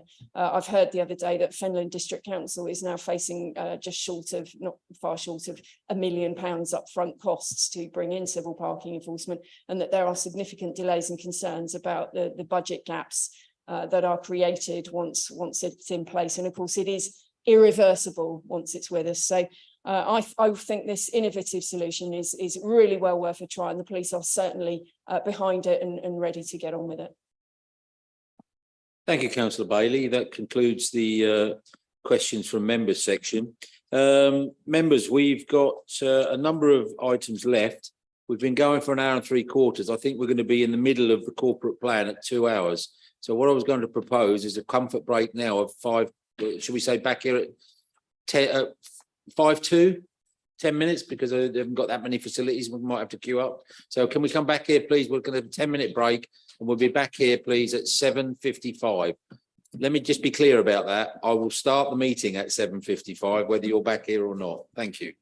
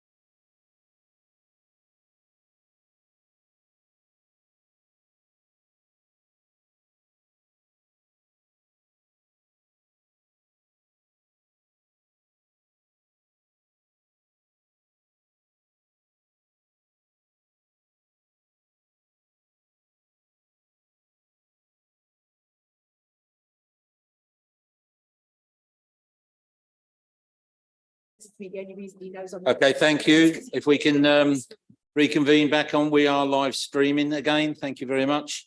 So we'll continue with the meeting and we will now go on to item 9, the corporate plan, and I'm going to ask Emma to introduce, please. Thank you, Chairman. Just a brief introduction. The corporate plan at Appendix 1 sets out the council's priorities for the next 4 years. And the actions set out in Appendix 2 will focus on the actions that will be taken in 2023-24. The recommendations are set out in 2.1 of the report. Thank you, Chairman. Thank you very much, Emma. Do we have a proposer for the corporate plan? Proposed, Chair. Thank you, councillor Bailey, and a seconder. I'll second. Thank you, councillor Sharp. Okay, we're going to open the debate. I take it you're reserving your right to speak. Yes, I am. Sorry. Okay, so councillor Bailey, if you can take place. Sorry. Thank you, Chairman. Absolutely delighted to be returned here with the opportunity to implement our promises to the people of East Cambridgeshire that we made during the election. And I hope the whole council can agree to the priorities and actions contained in the new corporate plan. Many of them we have worked together on in the past. We stand on a record of 10 years of council tax freezes, and we continue our commitment to only raise council tax as a last resort. Our trading company will continue to focus on projects that benefit our communities, as well as supporting the financial position of the council. We took a very deliberate decision back in 2016 to do this, and East Cambs Trading Company, which has expanded and improved the much-loved Ely markets, provided first-class open spaces maintenance to organisations other than the council, and built high-quality new homes, including affordable homes reserved for local working people. It supported this council financially, at the same time as benefiting the community, and it will continue to do so. We continue with our work for a cleaner, greener East Cambridgeshire. We're going to have a Love Your Street campaign, which is going to smarten up the look and feel of our town and city centres, and then widening out to other settlements. So things like benches, street furniture, general cleanliness. I want to be proud of our public spaces. We're going to be clamping down on environmental crime. We'll be focusing on implementing our next top 20 actions of our environment plan, supporting and enhancing the natural environment. And we've got 9 identified sites across the district where we can help boost biodiversity and help nature to flourish. And we're rolling out black wheelie bins and our new hydro-treated vegetable oil recycling lorries. And we're ready for the national changes to waste services. East Cambs residents are already the 25th best recyclers in the country, and we want to help them be the best and get that #1 spot. We'll continue to invest in new buildings and infrastructure across our district. So we'll give continued support for GP surgeries with money for new premises and upgrades and support through planning and that sort of thing. We'll consider the full business case for a new bereavement centre to include an eco-crematorium, woodland burial site and pet cemetery set in the beautiful lakeside nature reserve at Meeple, which was not closed down by this council, just as a correction by this council. It was shut down by the operator, and past members will know that we made very extensive efforts to reopen it as an outdoor activity centre, and that in fact now it is not possible to run it as an outdoor activity centre because of the massively flourishing biodiversity and wildlife on the site. There are very restricted activities allowed on that site that is comparable. It does work hand in hand with the proposals for the new crematorium. We're going to invest 2 million in energy efficiency measures for non-gas homes. We'll build and oversee the provision of new homes. We'll support our community land trusts and groups wanting to form a CLT, providing more affordable homes that are reserved for local people with the strongest ties to our communities, and things like new 100K homes to help local people afford a home of their own. And we're going to complete our work with Sustrans, who are delivering our feasibility studies for all our priority cycling and walking routes that we worked up cross-party. And we're going to make the case for investment to the combined authority. And we'll work with the CPCA for better bus services for our district, and we'll promote positive plans for alternative travel options, including improved rail services. And we'll continue to oppose the introduction of congestion charging because it is what the people have told us they want. And we ran our campaign with that as the central message, and we were supported. And we'll support the police in its innovative new plan to clamp down on illegal and antisocial car parking and speeding that we've just heard about. I really think that our small council has a reputation of getting things done for our residents, and I do hope that all members will support and contribute to these efforts and support the corporate plan. Thank you, Chair. Thank you, councillor Bailey. Any comments? Anybody want to speak to it? Councillor Vellacott.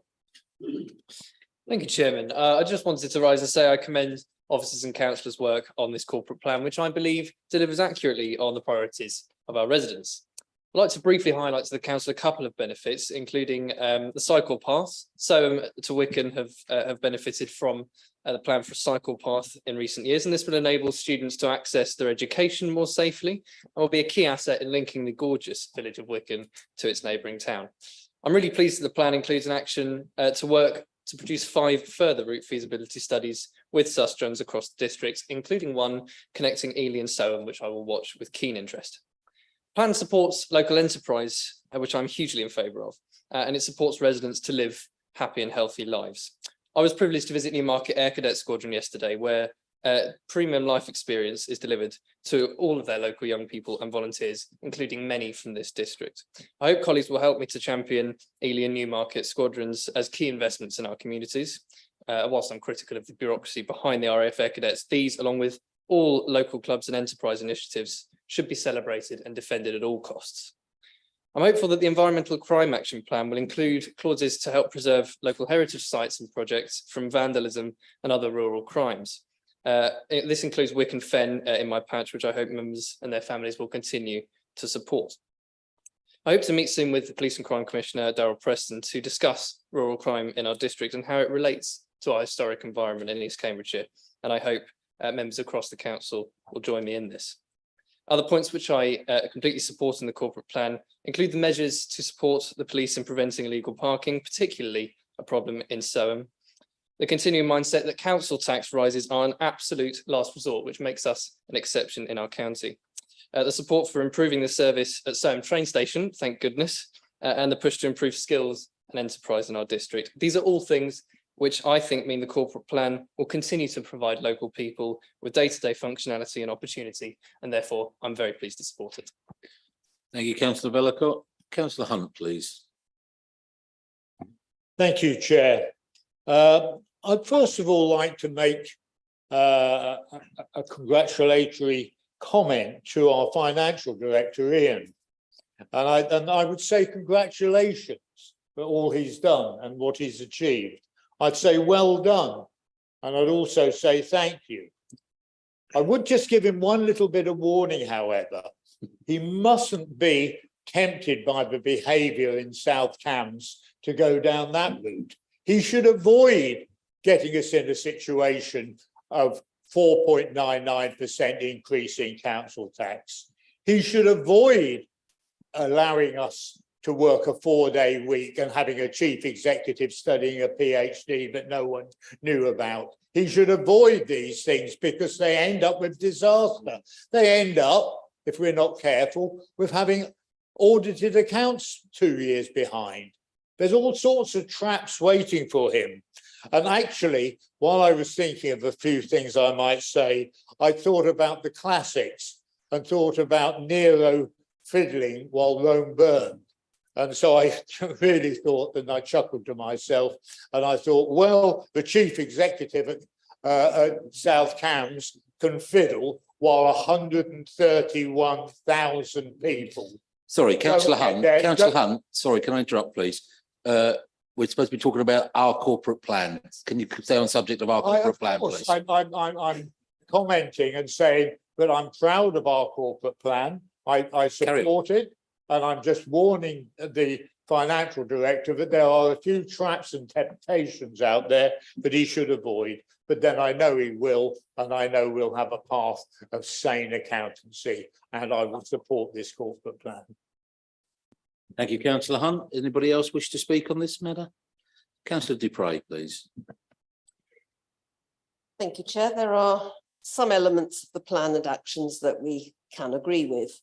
Working towards sustainability and enhancement of our natural environment, action to tackle environmental crime, new and improved community infrastructure, review of the planning service, long overdue, a new digital service for waste, again, long overdue, better street cleaning after a long period of neglect. We're pleased to see the inclusion of funding for a new local plan, as we proposed in February and as was opposed by the administration. We will be keen to continue work on developing ideas for active travel routes. Health provision in this country is currently very vulnerable, as we know from experience in Sutton, and as is also the case elsewhere in the district. We will be keen to work to support integrated care system and regional priorities. There are other elements of the plan and actions that we simply cannot support. The continuing lack of an independent advice service following the council's enforced closure of citizens' advice in Ely. The reliance on community land trusts to deliver affordable housing when there is no effective regulation of them. Some trusts locally have done excellent work, while others have deeply divided their communities. The emphasis on 100k homes, which run the risk of leaving people trapped and unable to move or upsize, and the corresponding lack of emphasis on homes for affordable rent. The determination to proceed with a crematorium at Neaple, which over 85% of local residents do not want. And the road safety police volunteer scheme, which no other council in the country has tried. And it's not the police's scheme, it's been pressed on them by this council's ruling group, and it's not their priority. We should move to implement civil parking enforcement like everywhere else in the country. And there are some elements of the plan and actions about which there are questions. How are the council's trading companies commercial if one is losing money and the other had to come to the council at year end for a bailout? Why are our villages excluded from public realm improvements? We welcome the administration's commitment to a net zero East Cambridgeshire by 2035, but need to see the steps by which it intends to achieve this, particularly in challenging areas such as peat and transport.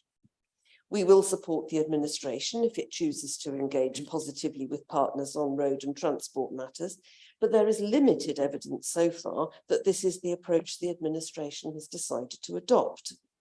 Finally, I would like to remind members opposite, as they congratulate themselves on their corporate plan, that they received a minority of votes of residents in East Cambridgeshire at the beginning of May, and they need to remember that. A touch of humility is no bad thing.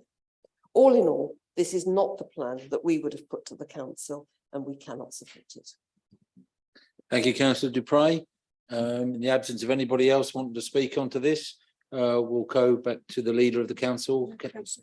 I apologise. I missed Councillor Sharp out as the seconder who reserved his right. Councillor Sharp. Thank you, Chair. I will be relatively brief, but I just wanted to touch on a few points from the corporate plan. Councillor Hunt has praised the Section 151 officer, and I would include my thanks of Ian on that, because obviously we only want to raise council tax as a last resort. East Cambs Trading Company, East Cambs Street Scene, we're commercial for the community, and both of those companies have certainly delivered on that. Again, I can't agree with Councillor Dupre, because we've delivered a lot of affordable housing through Community Land Trust, and we hopefully will need to do more. Sustrans have done some brilliant amount of work, and I'm sort of proud to have been chair of the bus cycling working group for the last 3 or 4 years since we set it up. And we certainly want to do more, and we've got a meeting in a couple of weeks' time where we're going to start looking at doing more and getting Sustrans doing more for us. We will continue lobbying for rail and road infrastructures we touched on earlier, and I spoke about earlier.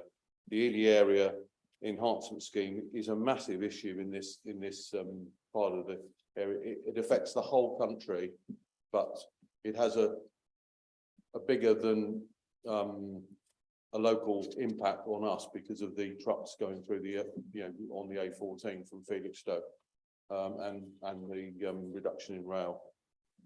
And finally, I'm sorry, but I cannot agree with Councillor Dupre in terms of CPE. We've got a debacle at the County Council where we've got the GCP propping up South Cambridgeshire District Council, and Fenland, as we heard earlier, facing exorbitant costs. So CPE is not the route, and there is still a lot of work to do at the county to even get it in for those districts. So I support this corporate plan and recommend it to the council. Thank you.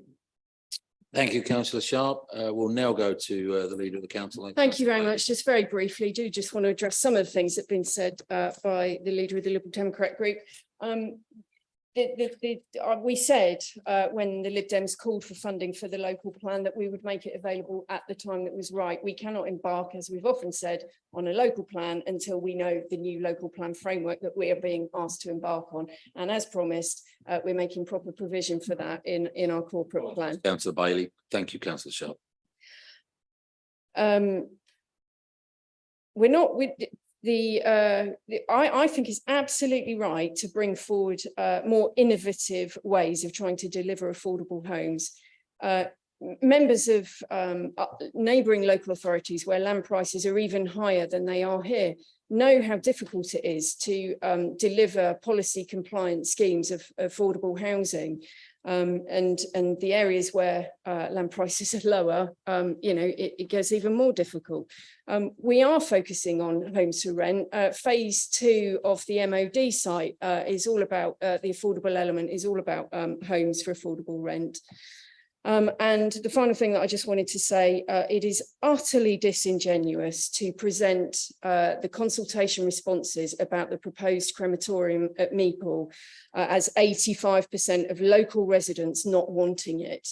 There were only 188 responses to the consultation. The vast majority of them came from Sutton. What I can tell, it's all about how you read the consultation responses, because question 16 to people that took the time to fill in the consultation says that the Meeple site has now been discovered to be rich in ecology and biodiversity, and the proposed crematorium project has at its core the aim to protect and further enhance the existing ecology of the site. Do you deem this to be important? And I can report that 89% of people said, yes, this was important. So I think it's completely wrong what came across in the consultation responses, and we will no doubt get into this in more detail in the future.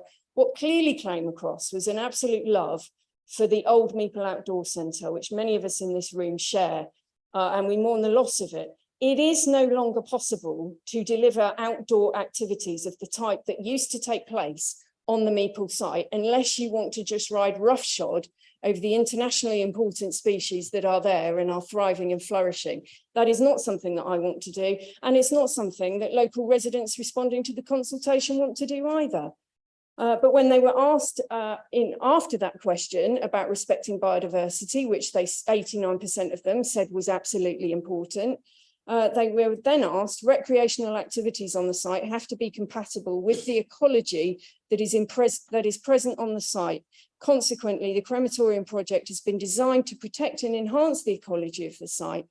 How important do you think it is to offer recreational activities? At which point 76% of people said, yes, it was important to offer recreational activities. And we had given them information about the range of recreational activities which could take place, which was dog walking on a lead in certain areas, bird watching, and fishing, controlled fishing. The plan is to do controlled fishing if it goes ahead. So, it's all about how you read the consultation results. I have read them very, very carefully. It's perfectly clear that there was a love for the Meeple Outdoor Centre. That has long since been gone, way before the council was involved again, and the buildings were dangerous, unsafe, antisocial behaviour, costing the council thousands of pounds to keep the site secure every year. Something has to be done with that site. We will get into that debate in the future, and I would welcome, alternative proposals for that site from other members if they have ideas. They've yet to put any sensible plan that protects the biodiversity and nature and habitats on the site at all. They just talk about wanting the type of outdoor activities that we used to have, which we know the Bedfordshire and Cambridgeshire, Northamptonshire Wildlife Trusts have told us is not compatible with respecting the nature and biodiversity on the site. Anyway, I didn't want to focus totally on that. I am proud of our corporate plan. It is the promises that we put to the people of East Cambridgeshire. Yes, it is true to say that the Liberal Democrats achieved more individual votes in the recent elections. Of course, they fielded more individual candidates, so that is hardly a surprise. Thank you, councillor Bailey. That concludes the debate on the corporate plan. So we've had a proposal and a seconder. So we go to the vote on the corporate plan. So if we can do it by show of hands, those for.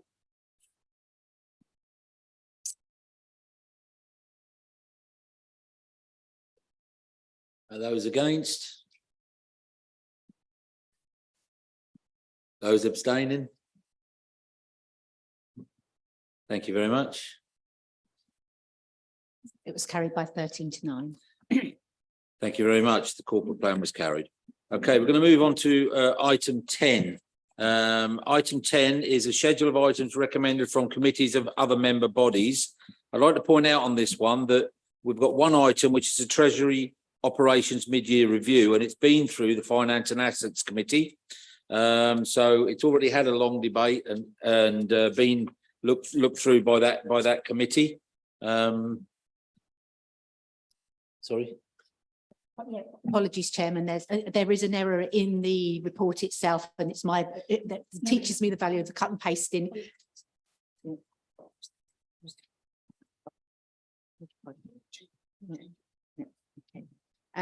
This is the Treasury Operations Annual Performance Review, not the mid-year one. But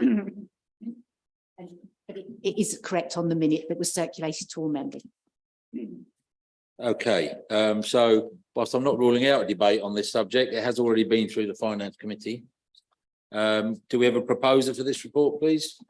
Yes, Chairman, I'll propose it. Okay, thank you, councillor Sharp, and the seconder. I'm happy to second, and I reserve my rights. Thank you, councillor Miller. In terms of reserving your rights, I'm not sure anybody else wanted to speak, so if you want to speak, now's probably the time. Do you want to speak, councillor Sharp? Very, very, very briefly. As you say, Chair, it's been through the Finance and Assets Committee. But really, I'd just like to thank the finance team and obviously the Section 151 officer here tonight for the work on this and on the finances. And I just think it's great that we can proudly say that we've got no external borrowing, and certainly the MTFS, the medium-term financial strategy, indicates that we probably don't need any for the next 3 or 4 years. So thank you for that, and carry on looking after our finances as you have been. Thank you, Chair. Thank you, councillor Sharp. So the recommendation to council is that the contents of the annual review of the council's treasury operations during 22-23, including the prudential and treasury indicators, are set out in Appendix 1, and the report be approved. Can I have a show of hands, please, all those in favour? I think that's unanimous. Thank you very much, members. Going to move on to item 11, which is on the East Cambridgeshire street scene. And forgive me, who's going to talk? It's you. Thank you, Chairman. So in October 2019, the council passed a resolution to appoint the deputy leader and the chairman of operational services as observers to the ECSS board. At present, Councillor Huffer holds both of these positions, and at the time it was the intention from council that there would be 2 members observing on this board. The recommendation before you at 2.1 seeks to address this point by allowing for a situation where it's for the chairman and to appoint the vice chairman, and then to appoint the vice chairman as the representative on the board as an observer. Thank you, Chairman. Thank you, Emma. Do we have a proposer for this? Thank you, Chairman. I propose the document as written under agenda item 11 with the recommendations under section 2.1. Thank you, councillor Vellacott. Somebody seconding this, please? Councillor Ambrose Smith. Thank you very much. Open for debate. Any debate on this? Okay. Oh, sorry, councillor Kane. Thank you, Chair. Council will remember that the Lib Dem group has regularly expressed concerns about the role of these observers, because they don't vote, but they influence the decisions and the running of East Cam street scene. And therefore, in our view, they are effectively directors, and it would be better to be honest about that. That said, I have a particular confusion about this paper. It seems to me it's completely unnecessary because the East Cam Street Scene shareholder agreement signed and sealed on behalf of this council and signed on behalf of East Cam Street Scene on the 22nd of January 2020 quite clearly states that the observers shall be the leader of council and the chairman of operational services. So we already have two individuals who can be observers on that board. So this is completely unnecessary.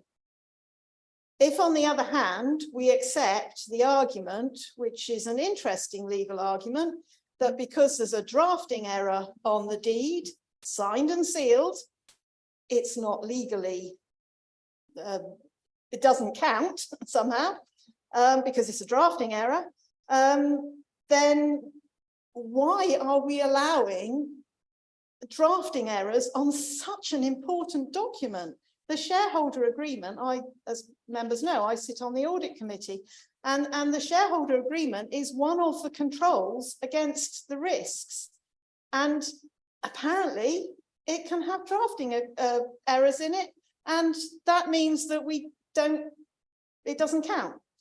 So I don't see the need for this paper because the leader of the council and the chairman of the committee can be observers. That's what the state shareholder agreement states. That's what we can do.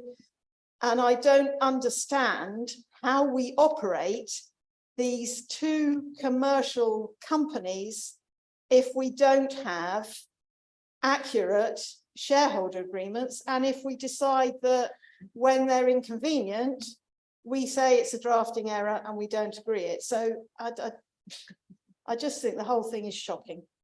Thank you, Councillor Kane. Can I ask Emma to update us on that, please? Yes, of course, through you, Chairman. It was an honest drafting error where the resolution of council was to appoint the deputy leader and the chairman of operational services. The decision of the shareholder, the council of shareholders, to appoint those two positions onto the observer board. Through the shareholder agreement, which is an agreement between ECSS and ECDC, there was a drafting error which omitted the word deputy. But the board and the observers on the board have enacted the decision of council. I have spoken to the legal services director on this matter, and she's satisfied that it was a simple drafting error, and for which I can only apologise for this error. The recommendation that is in front of you this evening will address that error as well. Thank you, Chairman. Thank you. Councillor Bailey. Well, only very briefly to say, I mean, Councillor Kane's getting very exercised about it, but this is a very, very simple, pragmatic change in response to the fact that previously the deputy leader of the council and the chairman of operational services committee were the observers on the ECSS board. That person, those two posts are now filled by one and the same person. So we want a second person to be an observer, and this allows for that to happen and improves the situation for the future. It's really very simple. Thank you. Thank you. Anybody else want to speak on this one? No, so we'll go to the vote. No, sorry, I apologise. We'll go back. Did the seconder want to speak on this, which was Councillor Ambrose Smith? No, I've no further comments. Okay, thank you. And the proposer? Just to very briefly sum up, Chairman, I echo the words entirely of the leader of the council. It's necessary for two people to sit on this board, and currently the constitution does not allow that. As Councillor Kane rightly alluded to, these are not voting members. It's a procedural change, which I'm happy to vote for. Okay, thank you very much, Councillor Vellacott. Okay, then we'll put it to the vote on a show of hands. Those in favour of this, please. Those against? And those abstaining. Thank you, Tracy. The motion's carried by 13 votes to none with 11 abstentions. Thank you very much. We're going to move on to the penultimate item tonight, which is Constitution Review Working Party. And I'm going to ask Tracy to introduce this, please. Thank you, Chairman.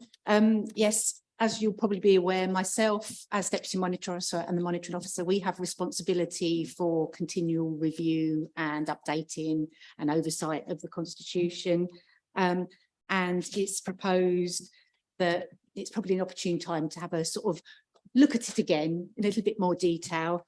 And as a result, we're suggesting the establishment of a review working party to carry that out. And the terms of reference for that working party are attached at Appendix 1. If members are agreeable, we would intend to conduct an independent remuneration panel. I said it right for a change. To run concurrently with that. We last conducted an IRP in 2021, so we wouldn't be required to conduct one either this autumn or the following autumn, because of the 4-year period before you have to have a review anyway.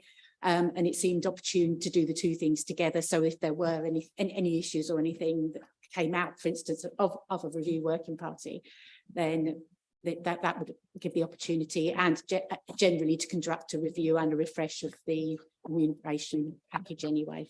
So that's the sort of rationale behind the report. And we're proposing a working party of 6, I understand, on a 3-3 basis. Okay, thank you very much, Tracy. Well, in terms of proposing this, I'd like to propose this through the chair. Do I have a seconder? Happy to second, Chairman, reserve my right. Thank you. Any debate on this? Councillor Dupre.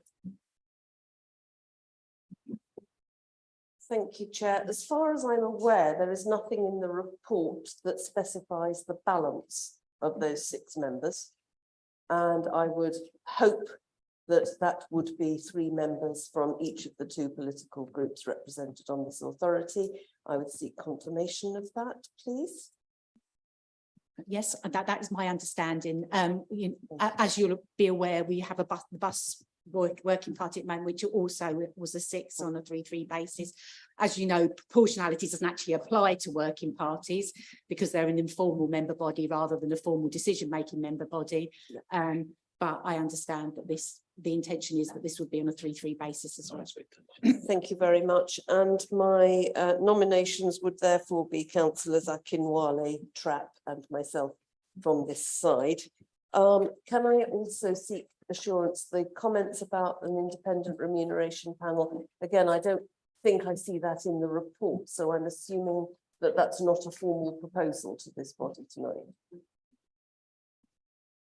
Technically, it is a matter for Finance and Assets Committee because although it comes back to us, it's also in the but I suspect that as the supreme body, if council felt it was appropriate, that we could also do that at the same time.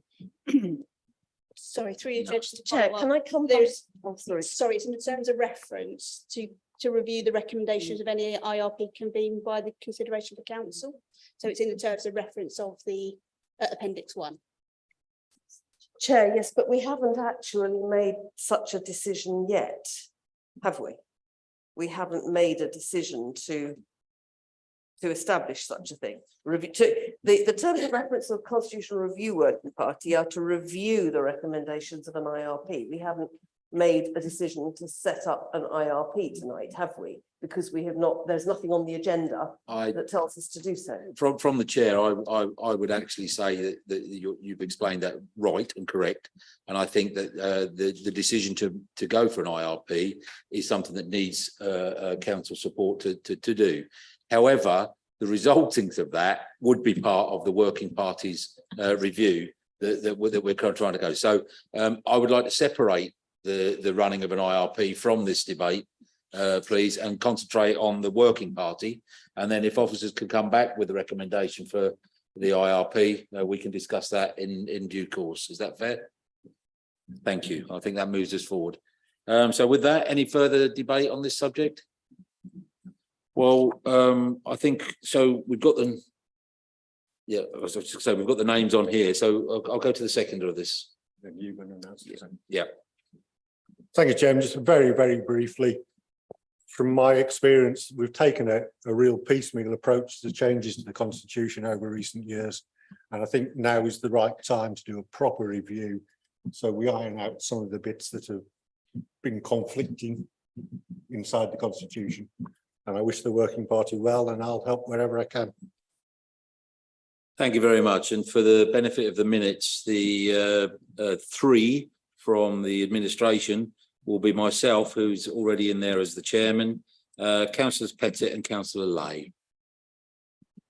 Okay, so with that, I'm not seeing any real dissent on this. I don't think we need to go to a vote. I think it's got unanimous. We do need a vote. Could we all raise a hand if you're in favour of this then, please? Tried to save your arms some work, but I couldn't get away with it. Okay, thank you. And final item on the agenda is any questions on anything that's published on the Cambridge and Peterborough Combined Authority report included in the documents. And that's questions to any of the representatives on the committees. I'm not seeing any, so, oh, sorry, councillor Dupre. Sorry, Chair, it's not a question, but councillor Brown spoke to me during the intermission and reminded me that we had not yet formally acknowledged that councillor Kane is now the chair of the Overview and Scrutiny Committee at the Combined Authority in my place. That is reflected in the notes of the meetings which we have here, but I thought it was worth recognising. No, thank you for that, and I wish councillor Kane every success on that. I'm also on that committee, so I'm looking forward to working with them. So, yeah, there you go. Yeah, the Ant and Deck of East Cambs will be there. Thank you very much then. That concludes the meeting tonight. Thank you very much to our viewers and listeners online. And for those that had upper state in your sweepstake, I'll declare the meeting closed. Thank you.